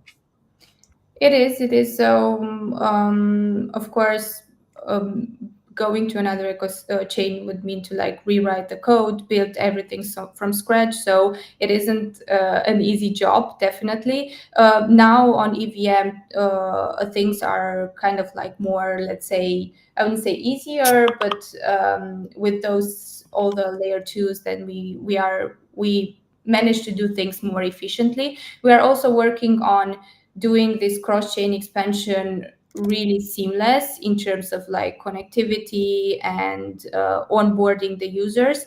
This is kind of like, let's say, a tough one for us right now. It's not easy to build a multi-chain app, so we are trying to do this as seamless as possible. But in terms of like bringing the app on other chains, yes, it means like building everything from scratch. Stefana, when you say that it is easier on EVM chain, what do you mean? I don't mean it's easier to like build the first time to deploy on EVM. It means like integrating new layer twos on EVM. Okay, that makes sense because they have the same tech stack. So yeah. Sometimes I ask questions, I have the answer because we are not alone. Okay. Last question before we speak about the different links between you, Alex, X Launchpad, and many things that we really want to speak about. It's about the town hall, and we will ask the question to all our guests today because it was an important milestone for MultiversX. What did you listen to it first? And if yes, what did you think about the form and the substance of this communication last Thursday? Yeah, I think it was a different one. Right now, I think that was a long time since the MultiversX team did a town hall, so everybody was expecting it. Everybody was like waiting for some big announcements on the MultiversX side, and I think we did get that. So overall, I think it was a really good one, and we had some. The sound that we hear, who is it from? Is Yeah. it you? Can you mute it because it's yeah, thank you very much. 1 second, sorry. It's just like Your Slack is open. Yes. Very active on Slack this morning. Sorry. Yeah, so we were discussing about the town hall. So things are looking, I can only say that things are looking really promising on the MultiversX team side. If we try to be super concrete about this, sorry to interrupt you, Stefana, what makes you think that things are looking, in a better way than before the town hall? What did you like? Can you hear me? Yes. Yeah. No, yes. Well, it's like really good to hear that MultiversX will also invest a lot on the marketing side. It's something that we've seen with layer ones and layer twos and infrastructure projects so far a lot. If you look at all the conferences and everything, it's like a battle of marketing out there. The best marketing will in the end survive. So it was kind of like, I think, a wake-up call for the MultiversX team that they need to like keep track with all those like marketing pushes that other infrastructure, other chains are doing. So I really like that they kind of like saw that importance and invested on that side. And so when you say invested, do you mean the CMO? Yeah. Okay. And I'm really looking forward to see like the strategy from now on. So just bringing a CMO is not enough, let's say, it's more about the team that he will build around him and the strategies that he will bring to the ecosystem. But overall, I think this was one of the things that stood up to me because, again, if you are looking out there, there are thousands of chains that are all pushing towards marketing, and tech is really important, but it's a survival game right now, and marketing plays a critical role. I'm interested to have Alex take on this one. Sorry to put you on the spot, Alex. You are now more in the VC supporting, funding, helping builders than before. We see in the current Web3 space, as Stefana said, there are too many chains. And so everybody is, when you're competing for the existing Web3 users, this Web3 user is, in my opinion, oversubscribed. You have a battle, as Stefana said, of chains for this specific user. And so, when you have so many people competing for the same user, the cost of acquiring this user just goes up. So unless you have the biggest money, then maybe you can capture this opportunity, but otherwise you need to be creative. Do you think that Adam Bates is a solution towards acquiring new users? Yeah, funny enough, I was just recently on a panel speaking about exactly the same subject, and the fact that there are 1,000 chains out there and 4,000 apps in the whole Web3 space. So that's a funny stat, funny statistic. So to directly answer this, was also excited by the town hall about the many things that were announced there, and about like just the transparency, about like coming in front of the community, answering some of the main things that were in the mind of the users and the community people. I think it was a great thing, and several things were put in front of the community.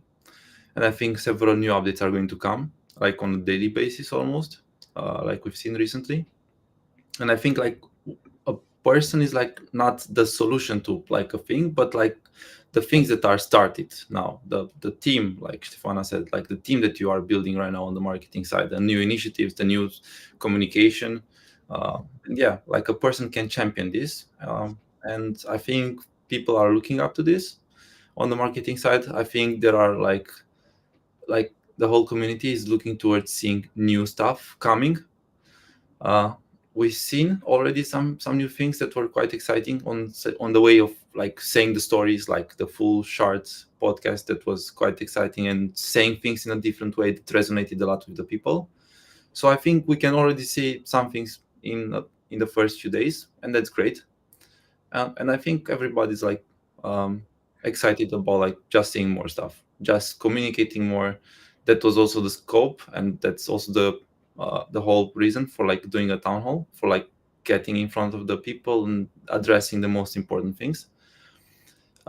Yeah, I think everybody wants to see more of this stuff, and that's why we are also glad to be here, part of the show today, to speak with you freely about any kind of subject, to discuss any kind of things, and to have a very, very direct and much more often way of discussing with everybody. Awesome. It's great because you pinpointed the thing that I agree with you, and I didn't want to say it because I wanted to see if you heard the same thing from Bates. Let's call him by his name directly. It's cooler.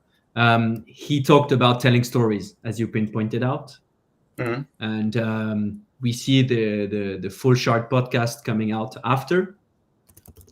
In my opinion, if he's been there for already a couple of months, this has his name written all over it. It's a different way of showing MultiversX and the story behind it. And this is personally my hope, that there's more stuff like this, because this is, coming back to MasterCards, this is experience money can't buy. Those kind of initiatives are not competing with classic marketing, that, the deeper the pockets you have, the more reach you will get. This is authentic marketing. It can be a risk because, sometimes it doesn't work, but sometimes it does. and it's quality over quantity. So, and this is what MultiversX can do, because I mean, let's be honest, when you have foundations raising 300 millions, they can pour, on a yearly budget 30-40 millions for the biggest ones in marketing, and MultiversX can't do that. So thanks for your take on this. Jerem, I believe you have something else you to shoot. Yeah, thank you very much, Alex, for coming this morning. Thank you, Stefana, for your answers and for your opinion about Town Hall. I will start by the same. Well, you, Alex, already told us about what you thought about Town Hall. But first, I would like to speak about you, Alex. You were working on the MultiversX team, and you've been working there for 2 years, 3 years, maybe Even more, 4 years. 4 years. Okay, so Yeah. you lived in the boat, and you saw the evolution. You saw the success. Maybe, of course, you saw the fails. Um, and a few weeks ago, you left to run Astrarizon. So first, what's maybe your best and your worst memory on MultiversX during these 4 years? Yeah, it was just a crazy story to say the least, from the starting moment to the whole story of the whole project. So like as Arno was saying, there are foundations that are raising 300 million and are, let's say, in a similar position, or like are like in a similar state in many ways. But MultiversX did the $5 million raise some time ago, right? So coming, We actually from discovered on the podcast why. yeah, It was 100 million raised that shrank down to 5 millions. Sorry to interrupt you. many things can happen. Yeah, many things can happen. Like, and the Web3 space is like Wild West, and the whole startup space. To say, like, it's not only like this. Like, this is not only happening in the Web3 space, but like the whole startup space is something full of like things changing very fast. We shouldn't like be surprised that things change very fast. And yeah, I think it developed a very strong ecosystem, a community, startups. The tech stack is quite impressive compared to several projects out there. Arguably, in very and many perspectives, and from like a lot of like very talented technical people and startups as chosen like as the solution for them. And I would also like pinpoint this in regards to also like the multi-chain strategy and all the things. Like a lot of projects don't, I see it right now, like, and I would rather prefer to like see it in a different manner in terms of like when you choose like the chain, to kind of choose it for like the perspectives of like how suitable is that really for like developing the product, for doing everything, instead of like just some short-term type of mindsets and that's it. And yeah, it's more about like if it makes sense all the time. And coming back to the question, it's been quite a journey about all the stuff and all the difficulties that we had due to all of this stuff, but all the time like overcoming things and just moving forward. And I think that that's like a really good mentality, and we can see it like all the time. So, what was the best and the worst memory? Yeah, Alex, don't be a politician with us, man. Yeah. We're Please, gonna Alex, drill don't do you. this. We're Not gonna now. drill Not you, here. man.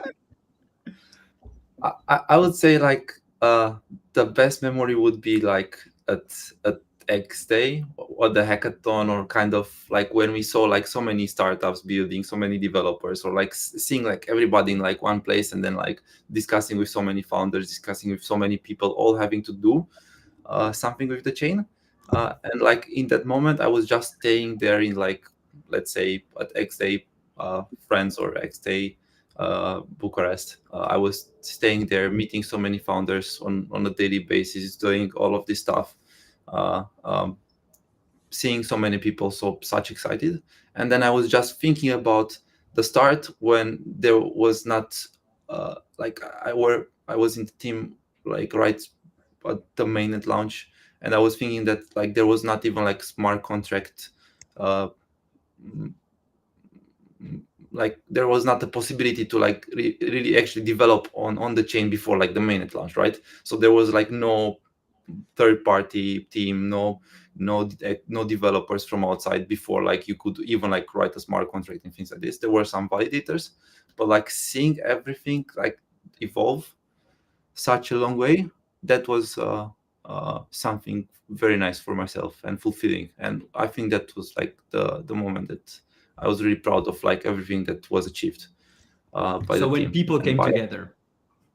yeah, Okay. and seeing everything And the happening. worst? I think there The were lack some. of the exchange? No. Yeah. What's up? I was about to say something like this. Like there were some stressful periods within the team, and I think like there were some like all-nighters that we stayed in the office till like 6, 7 a.m. for like some stuff that was happening sometimes. And yeah, that could be one of that.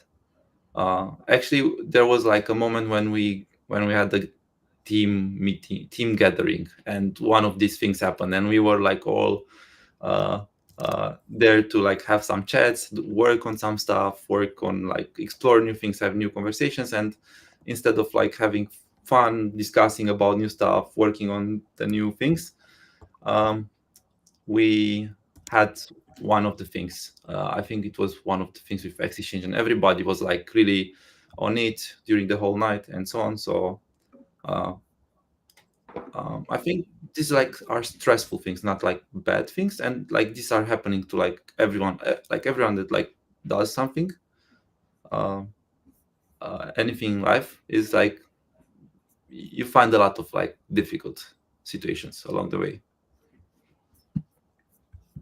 Yeah. Okay. Not very disruptive, but okay. Thank you. So you left MultiversX. Why? So Did you left? Did they fire you? What's the truth?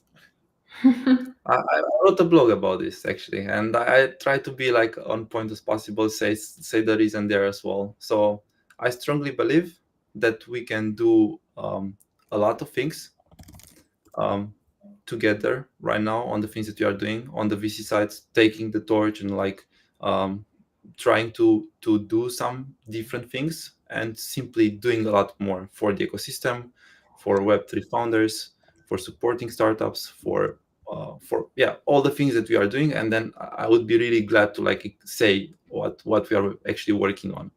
And I just strongly believe that with such a cool team as we have, with so many things that we are working on, that we can like really have some very impressive results that are going to be much more meaningful. And this was like all the reason why, like the whole reason for why I did this transition to do some meaningful stuff that we can do together with this team. And yeah, that's it. Okay. So you, I saw on Astrarizon website that you were CEO and founder. Yeah. First, can you explain what is Astrarizon? Because I'm sure it's not very clear to everyone. And after, so you now are the boss of it. What does it represent in terms of function, responsibility, and task for you? But first, explain what is Astrarizon, please. Astrarizon is a ventures fund. We are backing startups. We are backing daring ideas. Um, we want to differentiate ourselves in a very strong way than to like the whole industry, the whole VC industry, by contributing a lot to the startups. And we you will also see this across like the programs that you are doing. Like the accelerated program is possibly a very exciting one, and possibly we have one of the strongest and most exciting cohorts that we will be announcing this week as well. And we are working on a daily basis with the founders that we are backing.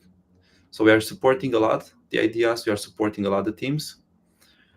We've got some other modules within our VC as well, from the VC, the accelerator. We've got the labs. We have several team members that are like supporting our founders with like different other things. We even started like some technical work that we are supporting them with, like technical audits, design support on the startups, and so on. Some pretty cool stuff there. And then Pulsar Money it's one of the things within the Astrarizon ecosystem. It attracted quite a lot of traction, and it's like the very fun thing within our team and our results. And this is due to like having a very good tech team as well. So like we have like all of this, but like it's very interesting on like the way it like we ship things and at a very fast pace and adapting things on the go. And yeah, it's like a showcase of the technical talent that you've got in the team. Okay. Yeah. I think it's very useful to the ecosystem, since we struggle to attract, to hold, and to scale our startups. So I think it's very interesting. What's your strategy to attract builders, entrepreneurs, startups? What's the strategy to attract them, to make MultiversX sexiest? Yeah, so we are doing a lot of more new stuff, and this, like with this transition, with these things that we are like doing right now, like this enables us to do a lot of new stuff. From the VC side, and from the things that we are doing recently, like we've been part of like basically all the, let's say, demo days, VC events, networking meetings, all of these things happening around the world. So Stefana, myself, have been part of this, and like we've been like present at all the demo days around the world, at the conferences, the startup events, and so on, meeting a lot of people, a lot of startups, a lot of like several startups within our program, our accelerator, are from the general like Web3 space. Some of them are now also going to do the integration of MultiversX within this program after like getting on board. And we are like tapping into like some new type of ecosystems, new people. We've got quite a lot of partners from outside of the space with whom we are working, with whom we are like building the bridges between like we like to say a lot that we are like supporting startups, foundations, and like technology providers, like do build bridges between each other and like work together. And I think we've done this fairly well recently, and it's like a great thing that we're doing. And then secondly, creating the things that we've mentioned, like the programs, like the things that we are actually doing from the Astrarizon side. Thank you for this, Alex. I'm going to ask you a few questions about your fund. So first of all, it's hard to say, because Astrarizon, since you have people who are behind it that come from the MultiversX ecosystem, I would like to have a clear and for the audience, a clear understanding of, are you a VC that is positioned to support the MultiversX ecosystem exclusively, not exclusively? That's my first question. Yeah.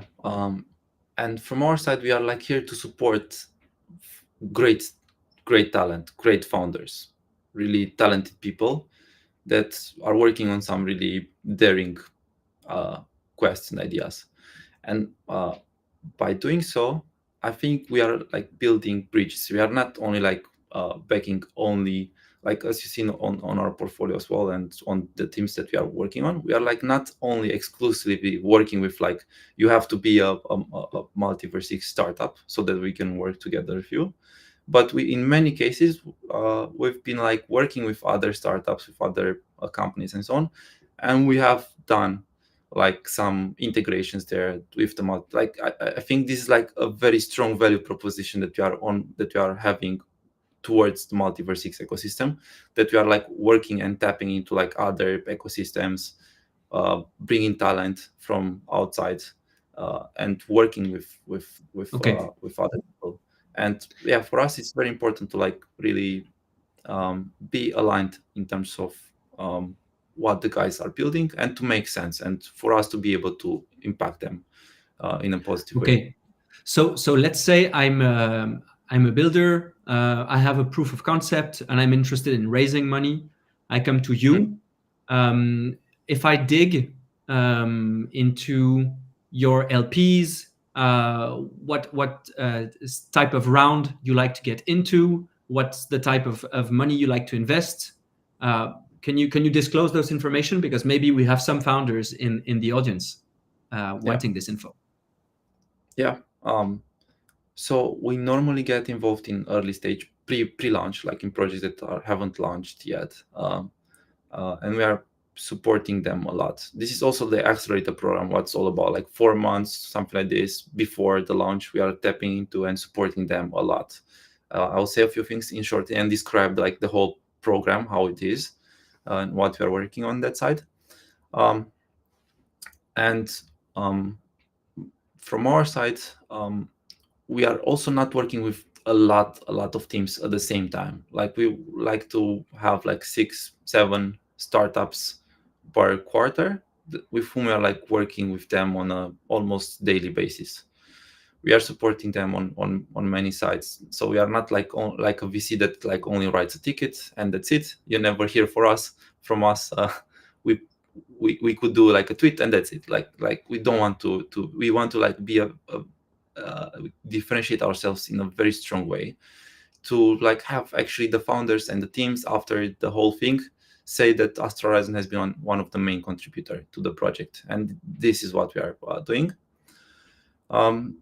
and supporting on different ways. But like each type of project has different needs. Some may need more support on like technical stuff and like work together on the product. Some like have extremely good tech but don't know how to talk about it, or like how to design it, or like have some really bad type of like design for it.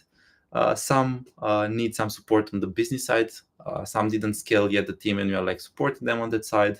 Some are having some really good things but don't know like the some good people around in the Web3 space, and we are like supporting them with some good intros. And we are basically trying to be like a extension of like people to their team that can support them on all of these fronts when needed, on like the things that are like most important to them. And each team is different. Each team has different type of hurdles that they are working on, different difficulties, and we are here to support them, and we are here to like really fight for our founders. Okay, so you answered to the next question, but I'm going to come back to the liquidity, your LPs, and the type of money you put in each round. Can you give us, an idea? I mean, whenever I talk to a fund, they say we have a 200 million fund, whatever. We like to invest in Series A. We invest tickets. We like to lead. We like to follow, etc., etc. Can you disclose a bit more about how you like to invest? Sure. We are a private fund, so we didn't raise $40-50 million like you mentioned. So our tickets are normally fairly small, and we are like getting fairly in the first stages. But like I said, like our value proposition is that like we are really contributing a lot to the project, and oftentimes like several of the other. Alex, I'm sorry to push you. Can you give us an idea of the amount of money you like to invest? Because let's say I'm building a startup, a new project, and I know we are in a super early phase. So I understand. I heard you. Oh, maybe I could go to Astrarizon. how much can they invest? Am I going to you for 20K, 50K, 100K? What's your capacity usually? When you said that you like to have 7 startups during each quarter, what are the average tickets, if you will, that you like to invest? It depends on the startup as well. So we have like for each of the startup, and each of the startup is raising like a different type of amount and so on. But it depends. It fairly depends. We want to like also create a program that is going to be predefined and the founders can have visibility. And we want to like work towards like the accelerator to like have a ticket up to 100K for like all the projects from like a specific program. So yeah, we want to like also like create some things that like have a very clear visibility so that the founders can know like what they are enrolling and they can expect this and that. But most of the times for like the things with the startups and our contribution, it's like a more type of, it depends a lot on like what they need, how the round is structured, how we see it in terms of like the potential and so on. And Okay. But what, from what I heard, you can invest up to 100K. That's what you said. I said that we are looking towards creating a program that is going to like be predefined, and we are going to like have something like this for like for perhaps the next cohort of the accelerator or something like this. But yeah, like it depends. Like each of the VCs as well like are writing tickets like from very diverse amounts as well. So yeah. Okay. There are two parts. Sorry, Arno. There are two parts. We have the fund and we have the accelerator. So the fund is supposed to invest in promising startups, and the accelerator is supposed to help them to scale and to develop and to grow and so on.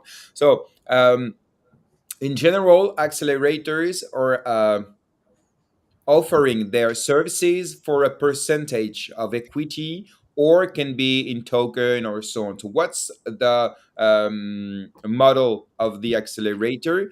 There too, it's important for builders or startups that maybe are listening to us.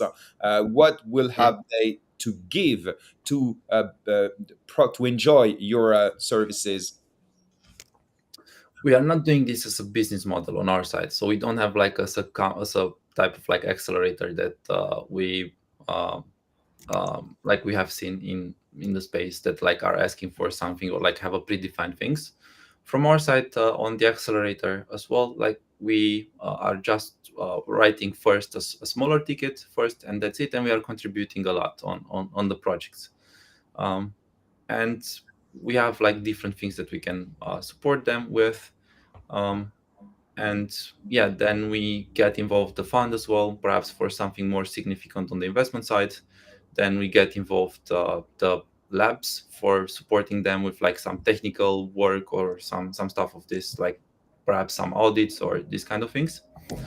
And we've got like very interesting enough, Pulsar Money has also created some software as a service solutions, and there are many more things that are coming on that side, like airdrop software as a service solution. The vesting is also used as a software service solution for like some of the startups that through which we are also being able to like support the startup with. And there are some quite exciting things on that side that are coming up very soon as well. Okay, and how many projects are you currently working with, and when are you going to start launching them? So give us maybe some metrics to understand what's in backstage. So we have 6 startups. We will be announcing them this week. Okay. Yeah. Do we And already know them, or are they very new startups? I would say 2 or 3 of them you haven't are very new to the ecosystem, or like the MultiversX community. I haven't heard about them, and several of them are doing the integration for MultiversX, like from these new startups. So maybe they were on another chain before, and they want to migrate or to expand on MultiversX. Yes. Yeah, and they are really exciting projects. So I think it's one of the most exciting cohorts out there. Like really, like some of them are like some reputable like some reputable companies with like $40 million revenue per year that are right now doing a Web3 project. Some of them have like some few millions of users in the Web2 space. Some of them have some big events going around the world, and right now they are doing this stuff. And some remarkable DeFi protocols, gaming projects, and yeah, I'm really excited about this one. And later this week we will announce the cohort. Can you leak something? So you did not come for I can nothing? only say that it's a really diverse one. So we try to like cover more industries. Up until now, we were like more focused on the infra side of things, but now we're trying to like diversify things. So specifically, this cohort from the accelerator is going to be like really diverse, and you're going to like it. Yeah. So, Alex, can we coming back to you personally? You transition and you shared that you will have an active role in X Launchpad too. Can you tell us more about this? And are there synergies between X Launchpad and Astrarizon? Yeah, quite a lot, and yeah, glad to share some things on that side. So through Astrarizon, through the VC, we are also part of the board. There are several contributors to X Launchpad, and we are gladly part of them, and we are supporting a lot, especially on the conversation with the startups, on the nurturing, on like on this vertical, the business, the marketing, and some of the other things. Some of on the product side as well. Perhaps we are going to see some new features, some new stuff as well, or like some new modules, like let's say a gamification module or something. Yeah. Is it a perhaps? Okay. We also want to like bring on board like our mentality of like just shipping things out. Should I take this question? I see it on the screen. Finish Arna's one, and after we'll have this one. Yeah. Okay. So yeah, we are part of the board for X Launchpad. As you have seen, there are many transitions that are happening right now within the MultiversX Foundation, within the MultiversX team. Some very exciting things happening there, and I think like it was very nice from Benjamin's side to come in front of the community, address all the things that are right now, and have a direct speech and discuss and be very honest about some things that were not working, some things that are working right now, and about directing laser focus on all the stuff. So that's really good. And X Launchpad Alex, is also when you said sorry to interrupt, when you said nurturing, you mean that Astrarizon is also going to source some good potential startups that could be eligible to X Launchpad? Yeah. Okay. So we are also like all the things that we are doing as well right now. So bringing all of these very cool founders, very cool projects within our program, going to all of these events around the world, tapping into this VC meetings, networks, and all of the stuff that we've been working on during the past months are going to have like a direct positive impact on the Launchpad program. And yeah, we'll say some things like what we are like expecting, what we want to achieve, what we want to do during the next period as well. Should I go to this question on the? I think there's two sides of this question that is interesting. Is what are the projects that you like? What are the three criteria that you like and are important for you at Astrarizon when you're screening different opportunities of investment? And also, can you link this to X Launchpad? Is there an investment thesis, at X Launchpad? Because when we look at the past investments, you had a bit of DeFi, you had a bit of gaming, you had a bit of I don't know what HoloRide was, but So what is the future? So Astrarizon, what are you looking for? The three main things. And also for X Launchpad, since you said that you are now also contributing to selecting, what are you looking for? So I would say two things are the most important things for us, and like by far we think that's the most important thing. And like number one, it's the team, the founders specifically. So you can have something now, but like where is going to go ahead, where the project um, is developing itself towards. I think this is like the direct um, it can be directly attributed to like the founders, and like to really be aligned with the founders, to be in sync, and to like have very strong values, and to simply like to work with them, as we work a lot with our founders.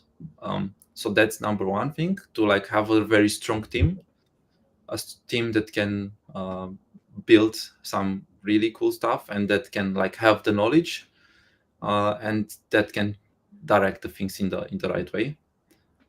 And it can be like really consistent with the things, because it's often more of a fact of a thing of consistency in like developing something very far. And the second point is to make sense, like the product to make sense, the tech to make sense, what the guys are building to make sense. um, yeah, these are like the two by far most significant things for us.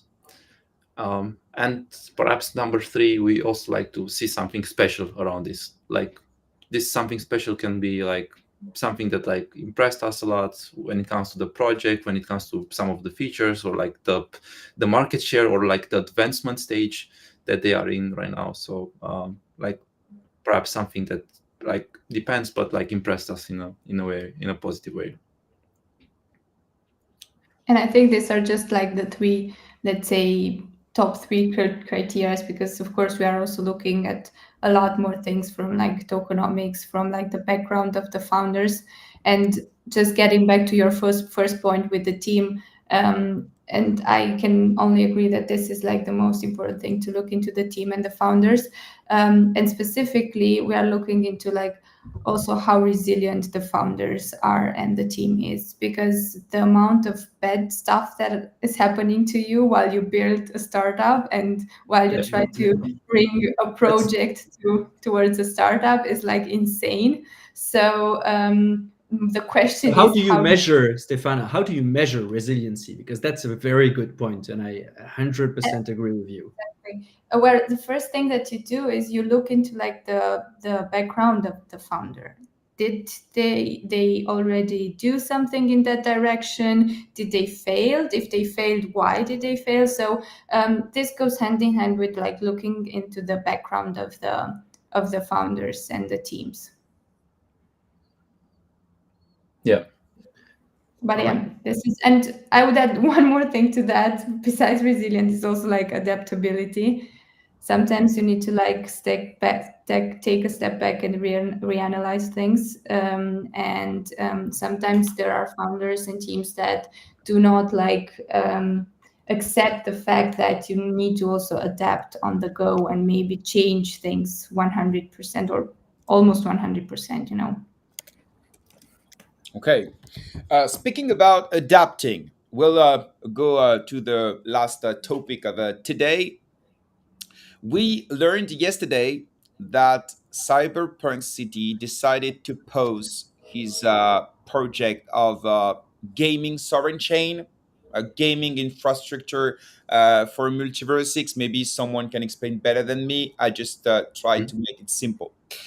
They decided to pause this project, this product, to focus on the video game Cyberpunk City. Yeah. Also, they announced that they were leaving multiverse X. So it's not an expansion. It's not cross chain. It's not. It's a departure. They leave. They change the chain. So all the assets will be for sure bridged, and so it will not be possible to access their game through MultiversX. This is what I understand with their statement. And as a consequence, uh, the project Cyber Network, so the gaming infrastructure and so on, will not be the next X Launchpad. This is the way it was announced. Of course, will with a lot of like beautiful words saying it's not a big deal. There will be a new launchpad soon. Everything's going to be all right. Okay. Mhm. Mm, and it's about communication and marketing, and of course, it's not about saying that everything's bad. But anyway, it's a bad message because we lose one more project on the chain. It doesn't matter if we will like it or if we don't. It's not just the fact we lose one more project, one more team. And it's not one more, it's a resilient project to take your characteristics. Those guys have been building for years. They have been there, showing up every X day. Yeah, it's not just a project dying out because two founders went into a snafu and they died. Definitely. It's yeah, they're leaving because they're making a pivotal decision that they feel is going to be better for their future, for the future growth. That's what they say out of their message. Sorry, Jerem, what's your No, no, question? no. It was an important point, and I will let, of course, Stefana and Alex take the time to tell us what they think about this. But I will just finish the introduction just to put some context about the news. And so this is not a very good message for the ecosystem. Of course, we struggle to attract projects now, which struggle to hold them. Um, do you? I know, Alex. Well, I don't know, but I guess that you were involved in this launchpad. Yeah. You believed it was good for the ecosystem. Maybe you worked on the partnership between X Launchpad and Cyber Punk City team, and so Cyber Network project. So sincerely, how did you get the news personally because you were involved in this? Second, um, um, what does it say about the MultiversX ecosystem now? Is it just something that happens, or is it more structural? And what should we do maybe to prevent this kind of thing? I explain. You announce an event, you postpone it. You announce a launchpad, you cancel it. This kind of message, without entering into the details of each thing, give a bad message Mm. inside the ecosystem and outside. And it's all about, of course, communication, marketing, and the awareness of the ecosystem. I'll let you, Alex, give us your feedback and your opinion about these things, and of course, Stefana, feel free to jump and to tell us what you think. Sure. Really glad to address this. And I think when it comes to like important updates and important things, good or bad or whatever updates, it's very cool to like be on some shows, podcasts, some spaces, and discuss more freely about these things, because it like brings a type of like human touch to like discuss around these things. And there are several things here. So first point, like in respect to cyber network and cyberpunk city and the whole things that we've been working on during the past weeks and months, actually, there was a lot of efforts being put into this, and really really proud of the team, about the launchpad program, and about everything that we I'm not saying that it was more effort put than needed, but as much work and effort that could have been put into this, and with there have been a lot of things tried in order to make this work. But in the end, it didn't work out due to several reasons. And this is all like also in the post yesterday, the communication team tried to like be as direct as possible, as honest and as transparent. That things simply didn't work out, and like the most important thing is like the launchpad user and the community to like have the best things for them, experience and also performance and everything. And sometimes things don't work out, and like building a game and building a chain, it's like it's very difficult on both ends and a different type of difficulty. And things in the end didn't progress as per the roadmap, as per the things that we were envisioning from the beginning, in numerous ways.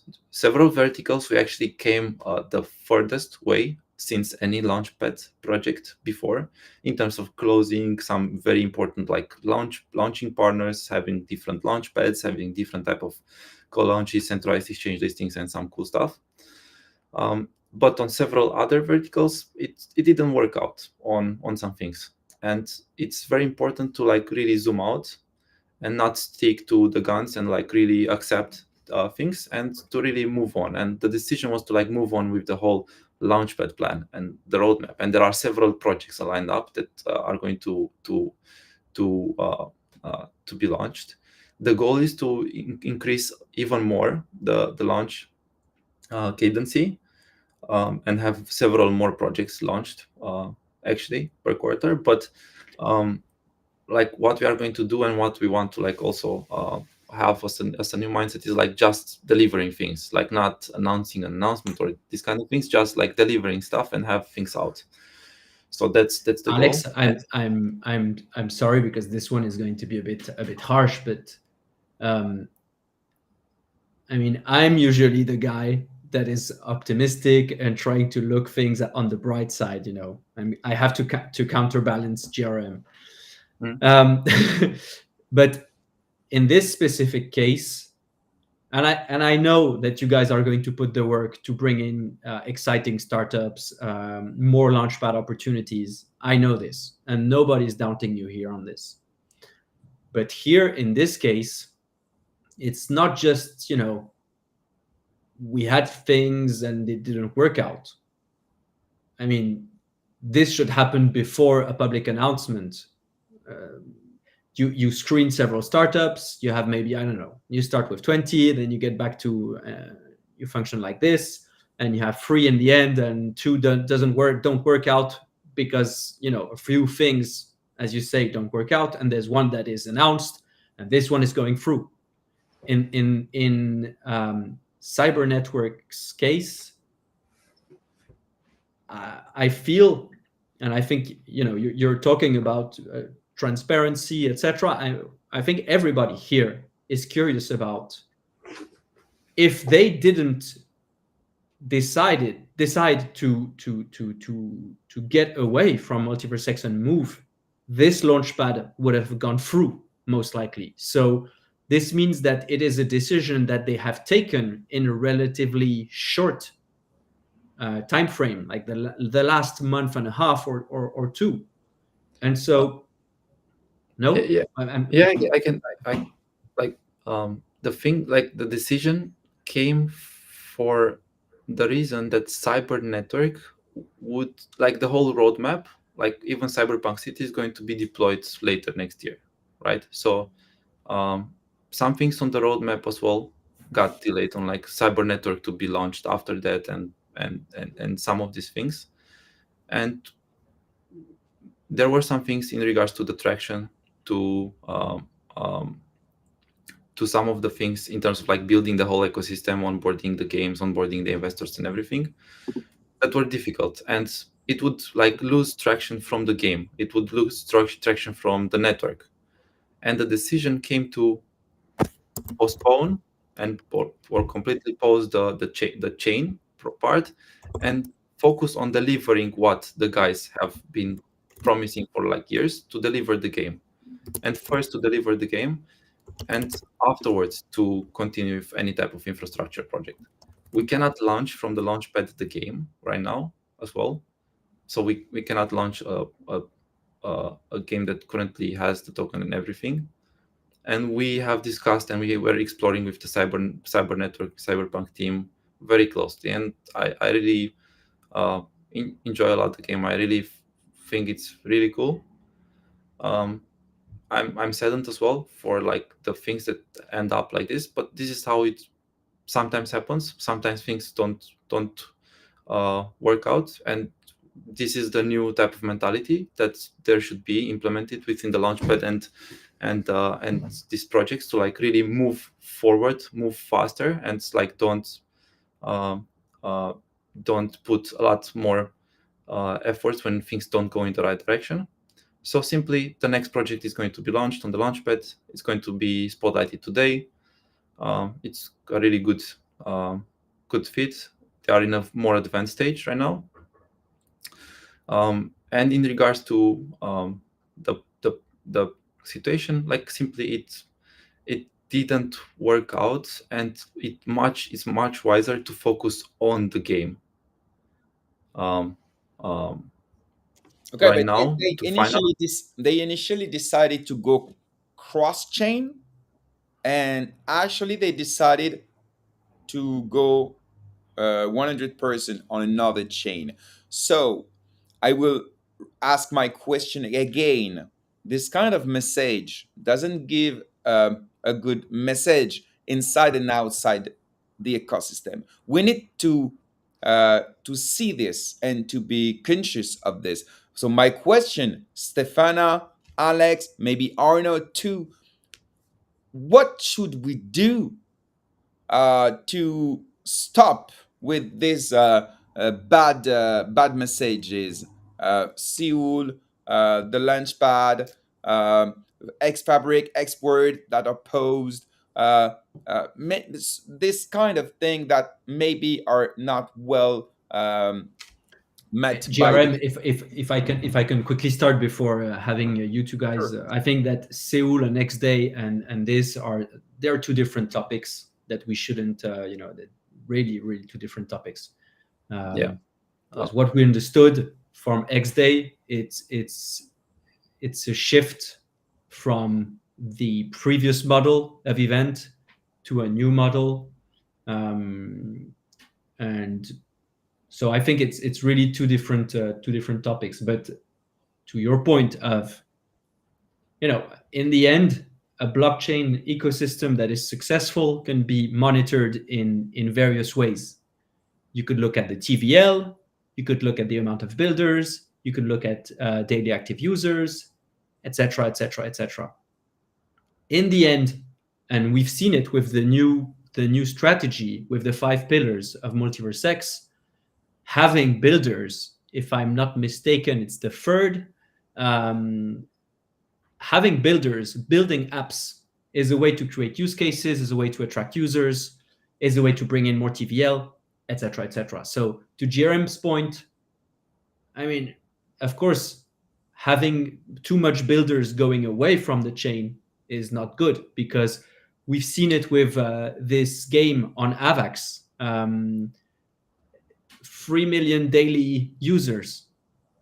I mean, I'm not saying that Cyberpunk City could have been the next OTG, but it's still a shot less. So, what's your opinion on this? In regards to what GRM has mentioned before, I think it's a good thing that have been happening recently in terms of like adapting to things. Like some stuff were like cut out, the focus is directed on some stuff, and I think it was like very well explained. But we are not here to like discuss all of the other stuff, but like perhaps zoom in on like the startup ecosystem and the founders and this kind of subjects. And in respect to this, I think there's going to be a net positive income of builders, of startups. That's really great. There are going to be new startups that are going to join the ecosystem. There are new startups going to join the programs, the launchpads, the VC backing, and so on.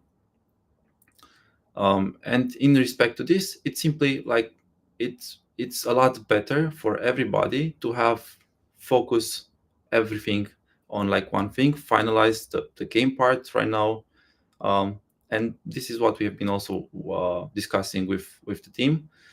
Actually, one of the criteria for the whole project that we've discussed was like to expand multi-chain as well from the Launchpad side, in terms of like the sovereign chain to be compatible with other chains as well, tapping into other ecosystems. So that was one of the criteria that was imposed by the Launchpad specifically to the project to do this. And we were really excited in terms of like also the game to tap into other ecosystems and like onboard users on that game, on that chain, and on everything. It's not a matter of these things. It's a matter of simply right now, with the current resources on their side, with all the things and all the things happening, and very difficult to finalize the chain and everything on their side.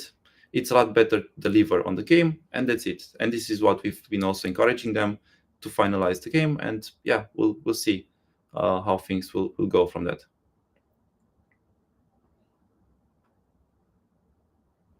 Okay, Stefana, maybe you have a take on this.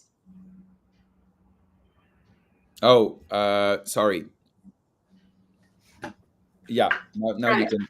Sorry. So the one thing that I would like say is, first of all, it's really important to keep things separate, right? So X Launchpad with the multiverse, I know that there's like, from a community perspective, there's one and the same, but on our side, it's like two different things. So I would like focus the conversation on X Launchpad right now. And just to, I mean, I don't want to like add anything, but just to summarize on some things, and what we try to do on X Launchpad is like set some clear requirements and roadmap at the beginning for the projects that we source, right? And that they need to like follow throughout the whole process. And we reanalyze things a lot on the go, so that we make sure that we are aligned on the roadmap and on the requirements. If not, of course, this was like the outcome that we had right now with the specific cyber network project on the X Launchpad. So I think things are like pretty clear in terms of why we took this decision, and it was more clear that it was in the benefit of the community and of the X Launchpad community, of course. Okay, thank you very much, guys. Last question. A new launchpad is going to be announced today, and I am guessing it's AI Nexus. And I'm not the only one, because on the comment, Mehdi asked if it was them. So, guys, can you confirm it will be them or not? I also saw Pulsar money, so why not There's put so many? mine? I'm The just joke, kidding. the joke is the next launchpad Conflict will of be interest. first six. No. No, kidding. So yeah, what so can you confirm we're just the four of us, so don't worry, it will not go out this show. And if yes, do you think metaverse, and if not, answer the question all the same. Do you think metaverse is still a promising narrative? So two questions, but they're completely independent, of course. Yeah. Who wants to take this first? Perhaps I can say a few things. So like I've seen a lot of excitement on that side, a lot of people pointing things to Nexus being the next project. Perhaps there's something very interesting about the project, and the community is excited about this, as the guys have been like doing a lot of cool stuff, have had like a lot of like users within all the other stuff that they were doing. We can of course not say things because it's going to be announced like in a few hours, so that like we don't want to take the excitement from and like the whole moment. Either whatever project will be announced, but it's interesting, like the community pinpointing startups and these kind of things, and the referrals, or like a lot of interest from like different VCs or other people. It's always a good sign.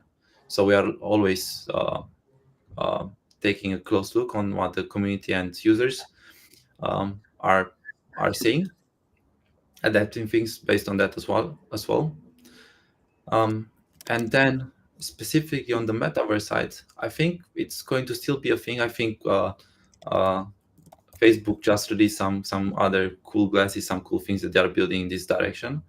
But I think specifically to this project, I think it's not like a metaverse project, like how they've also communicated. It's like AI Nexus, like referring to that. I think it's like more of like an infrastructure project that has like a lot of components of AI and a lot of other stuff within the project that is very exciting. A lot of games, a lot of like world creation stuff.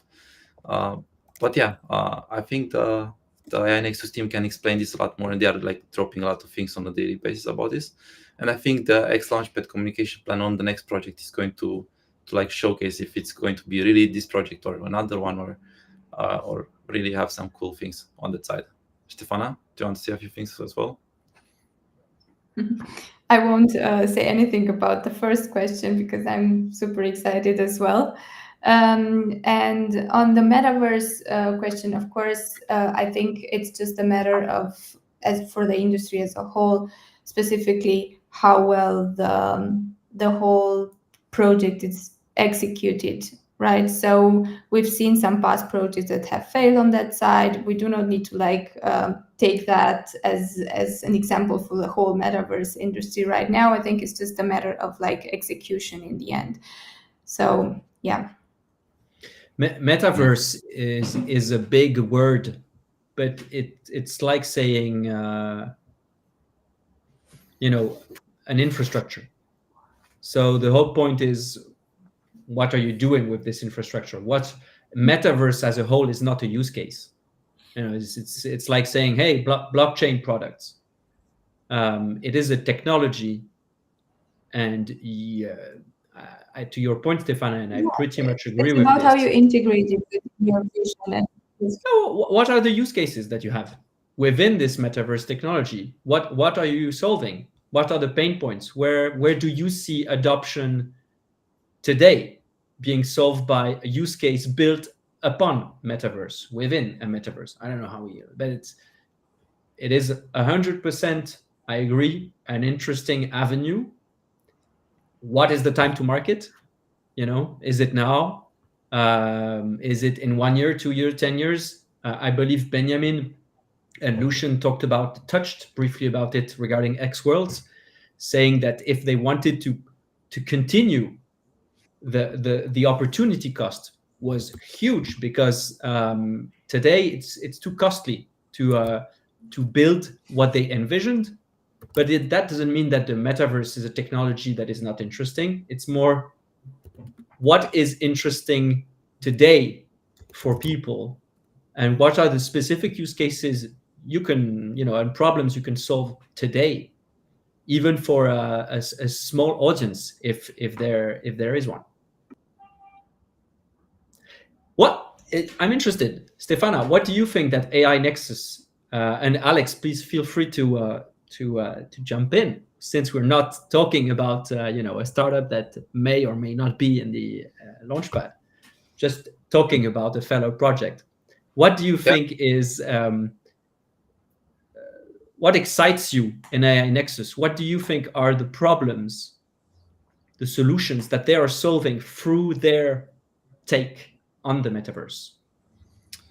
We can answer this because we are like also working with this startup as well, from the VC and from like personally knowing the team and working alongside with them.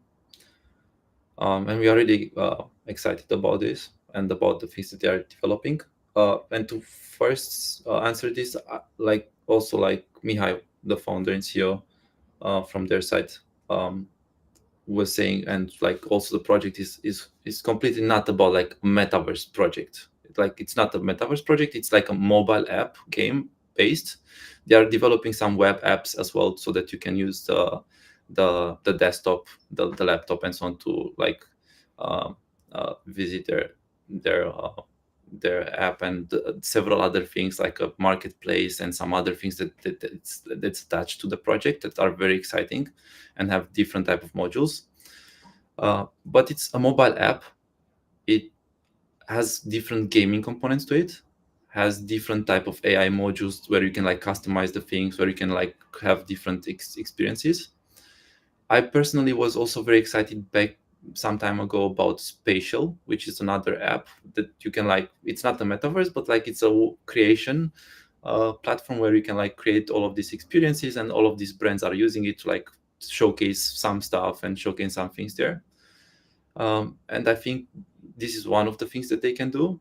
Collectibles within this platform are going to be another big thing as well, and I think it's going to cater a lot to the gaming industry, to like, and the guys like really like they had the most, like the studio that is behind the project has been developing during the past 10-20 years with quite a big technical team that they have in-house.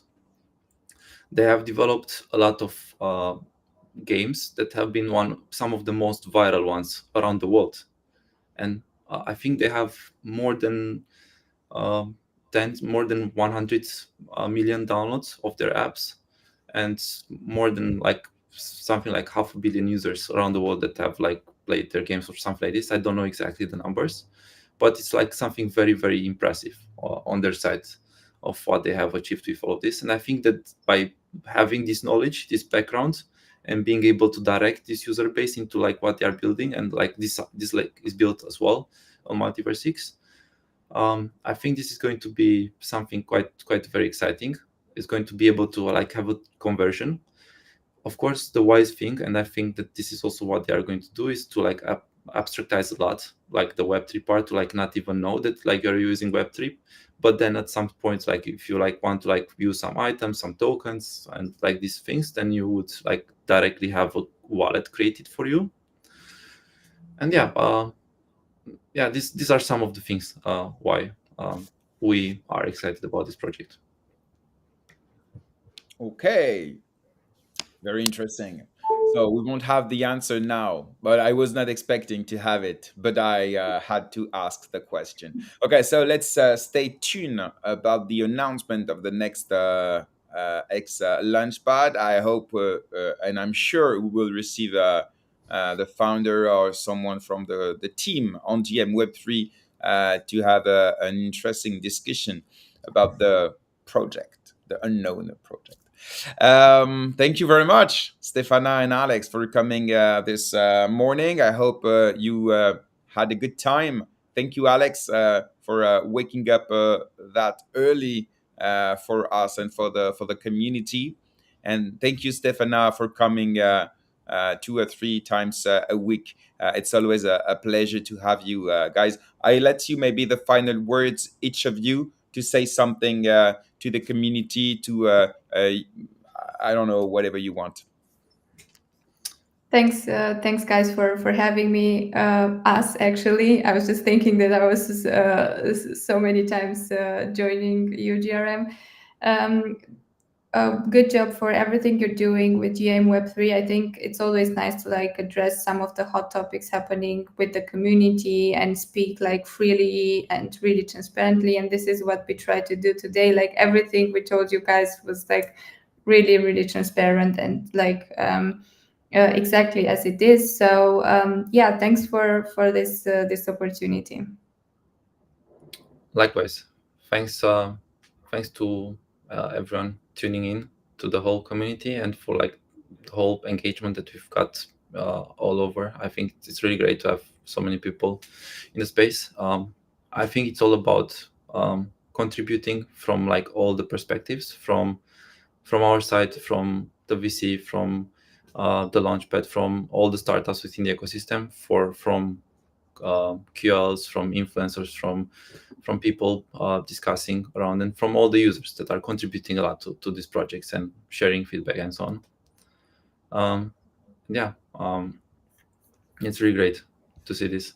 And also recently seen your post, Jeremy, about trying to have a different mentality, be a lot more productive, contributing to the project, and it was great to see that, and to see a shift on that side as well from your side towards being a lot more constructive. Thank you, Alex. Okay, so I remind everyone that you can listen or re-listen and watch and rewatch the show on YouTube on every podcast platform. So please, guys, it's important to share, to like, to put a thumb, to activate the bell, and so on every social networks and platforms that you're using to follow GM Web3. See you next Wednesday for a new GM Web3 MultiversX.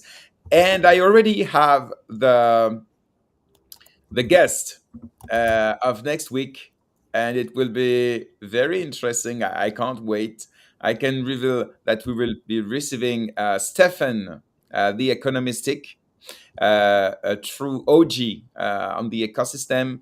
And also, we will receive the founder of Radix. Um, we'll have a very interesting discussion with Dan Hughes.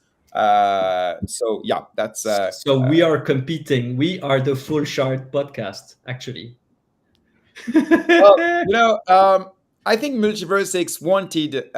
You know what? We can have a very very short talk about the Full Shard podcast. I haven't watched it, to be completely honest. And as I always say, I spent more than 16 or 18 hours a week preparing and hosting my own podcast, so I don't have time to listen to others. So MultiversX and all the others, so it's not a choice. But I know that you watched it, so feel free to tell us what you thought about it. And I think you posted first feedback about this. But just before, I think it's a good thing because they need to do such thing. But podcast is cool when you have a host, and when the guests are the host. In general, you got a little fed up. Yeah, well, actually, But that's you would have to my look. You opinion. would have to What do you look at think, it Arnold? because yeah, you would have to look at it because in this first episode, Benjamin was the host, and he behaved like a host. So he often gave the mic to the two Lucians, and he didn't, like if you look at the time he was speaking was way less than the other two, and yeah, he was quite a good host It to was be long, honest. you said. Yeah, so but so when I gave my feedback, I wrote my feedback. I initially started with like a long message, and then I erased 80% of it because I want to see more episodes before understanding what was there in the first episode, what is not in the second, maybe. So I can give a proper feedback round. But I mean, we touched upon it earlier in the discussion with Alex and Stefana, and to me, this is clearly a different way to tell the story. It is very refreshing to have Benjamin and Lucian feeling free to say fuck on air, feeling free to talk about woke mind virus, feeling free to talk trash about other builders. It's refreshing. I mean, this is the new way of building, being transparent, talking about what's happening under the hood, talking about your emotions. This is how you bring something different to the space. This is how you allow the community to understand what you're going through. And this was done in a very good way. So I believe this is a big win. Then regarding the format, some will say 2 hours is too much. Some will say it's not enough. You see Lex Friedman podcasts very often go above 3 hours, sometimes 4 hours, and there's millions of views. So it's this is a personal take. I would say if you do a 2-hour podcast and it's interesting through the whole way, then it's good. It's just your format. If it's boring, if it's good for 30 minutes and then it's down for 15 minutes and then it's up again for 20 minutes, then it's an issue. Um, Yeah, yeah. definitely. But I think if they want to optimize the audience and so on, they should do something that, for example, I don't, because I don't have the time, I don't have the resources, and I would love to. It's to be able to create shorts, reels, cuts of the best moments, and it can be viral on Instagram, TikTok, or even Twitter, YouTube, and so on. And if they invest in some, like, I don't know, video creator or designer. I don't know what's the job, but I think you understood it. It can be very interesting. So you have the long format and you have the highlights, the strong moments, maybe the strongest sentences, and it will bring people to listen to the podcast. And maybe if it's inspiring, if it's crunchy, if it's strong, maybe this kind of format can bring people to MultiversX. Definitely, I believe this, but they need to optimize the content by doing such short videos because it's how it works today. But I'm I sure believe they'll go there. They'll go I'm there. sure. I'm sure it's not like a great idea. I'm sure they had it, but it's time to do it and to how to say pour tirer parti. Comment on dit, to take profit of the social No, network opportunities. No, not take the good. advantage. Take advantage. Yes, of this. It's very very important.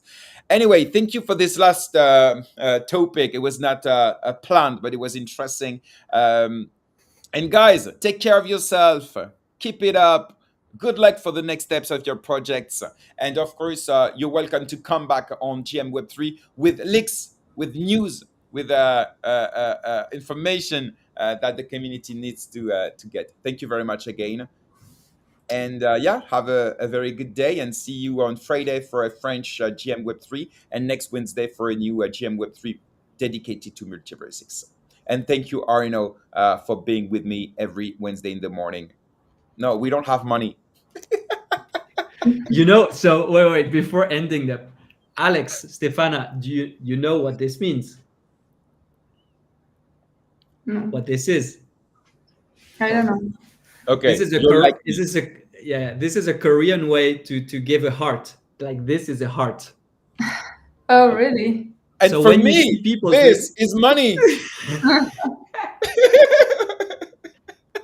So that's why it's like now when he does this, I say I don't have money, and actually it's just the hurt. Uh, I'm giving you hearts, guys. So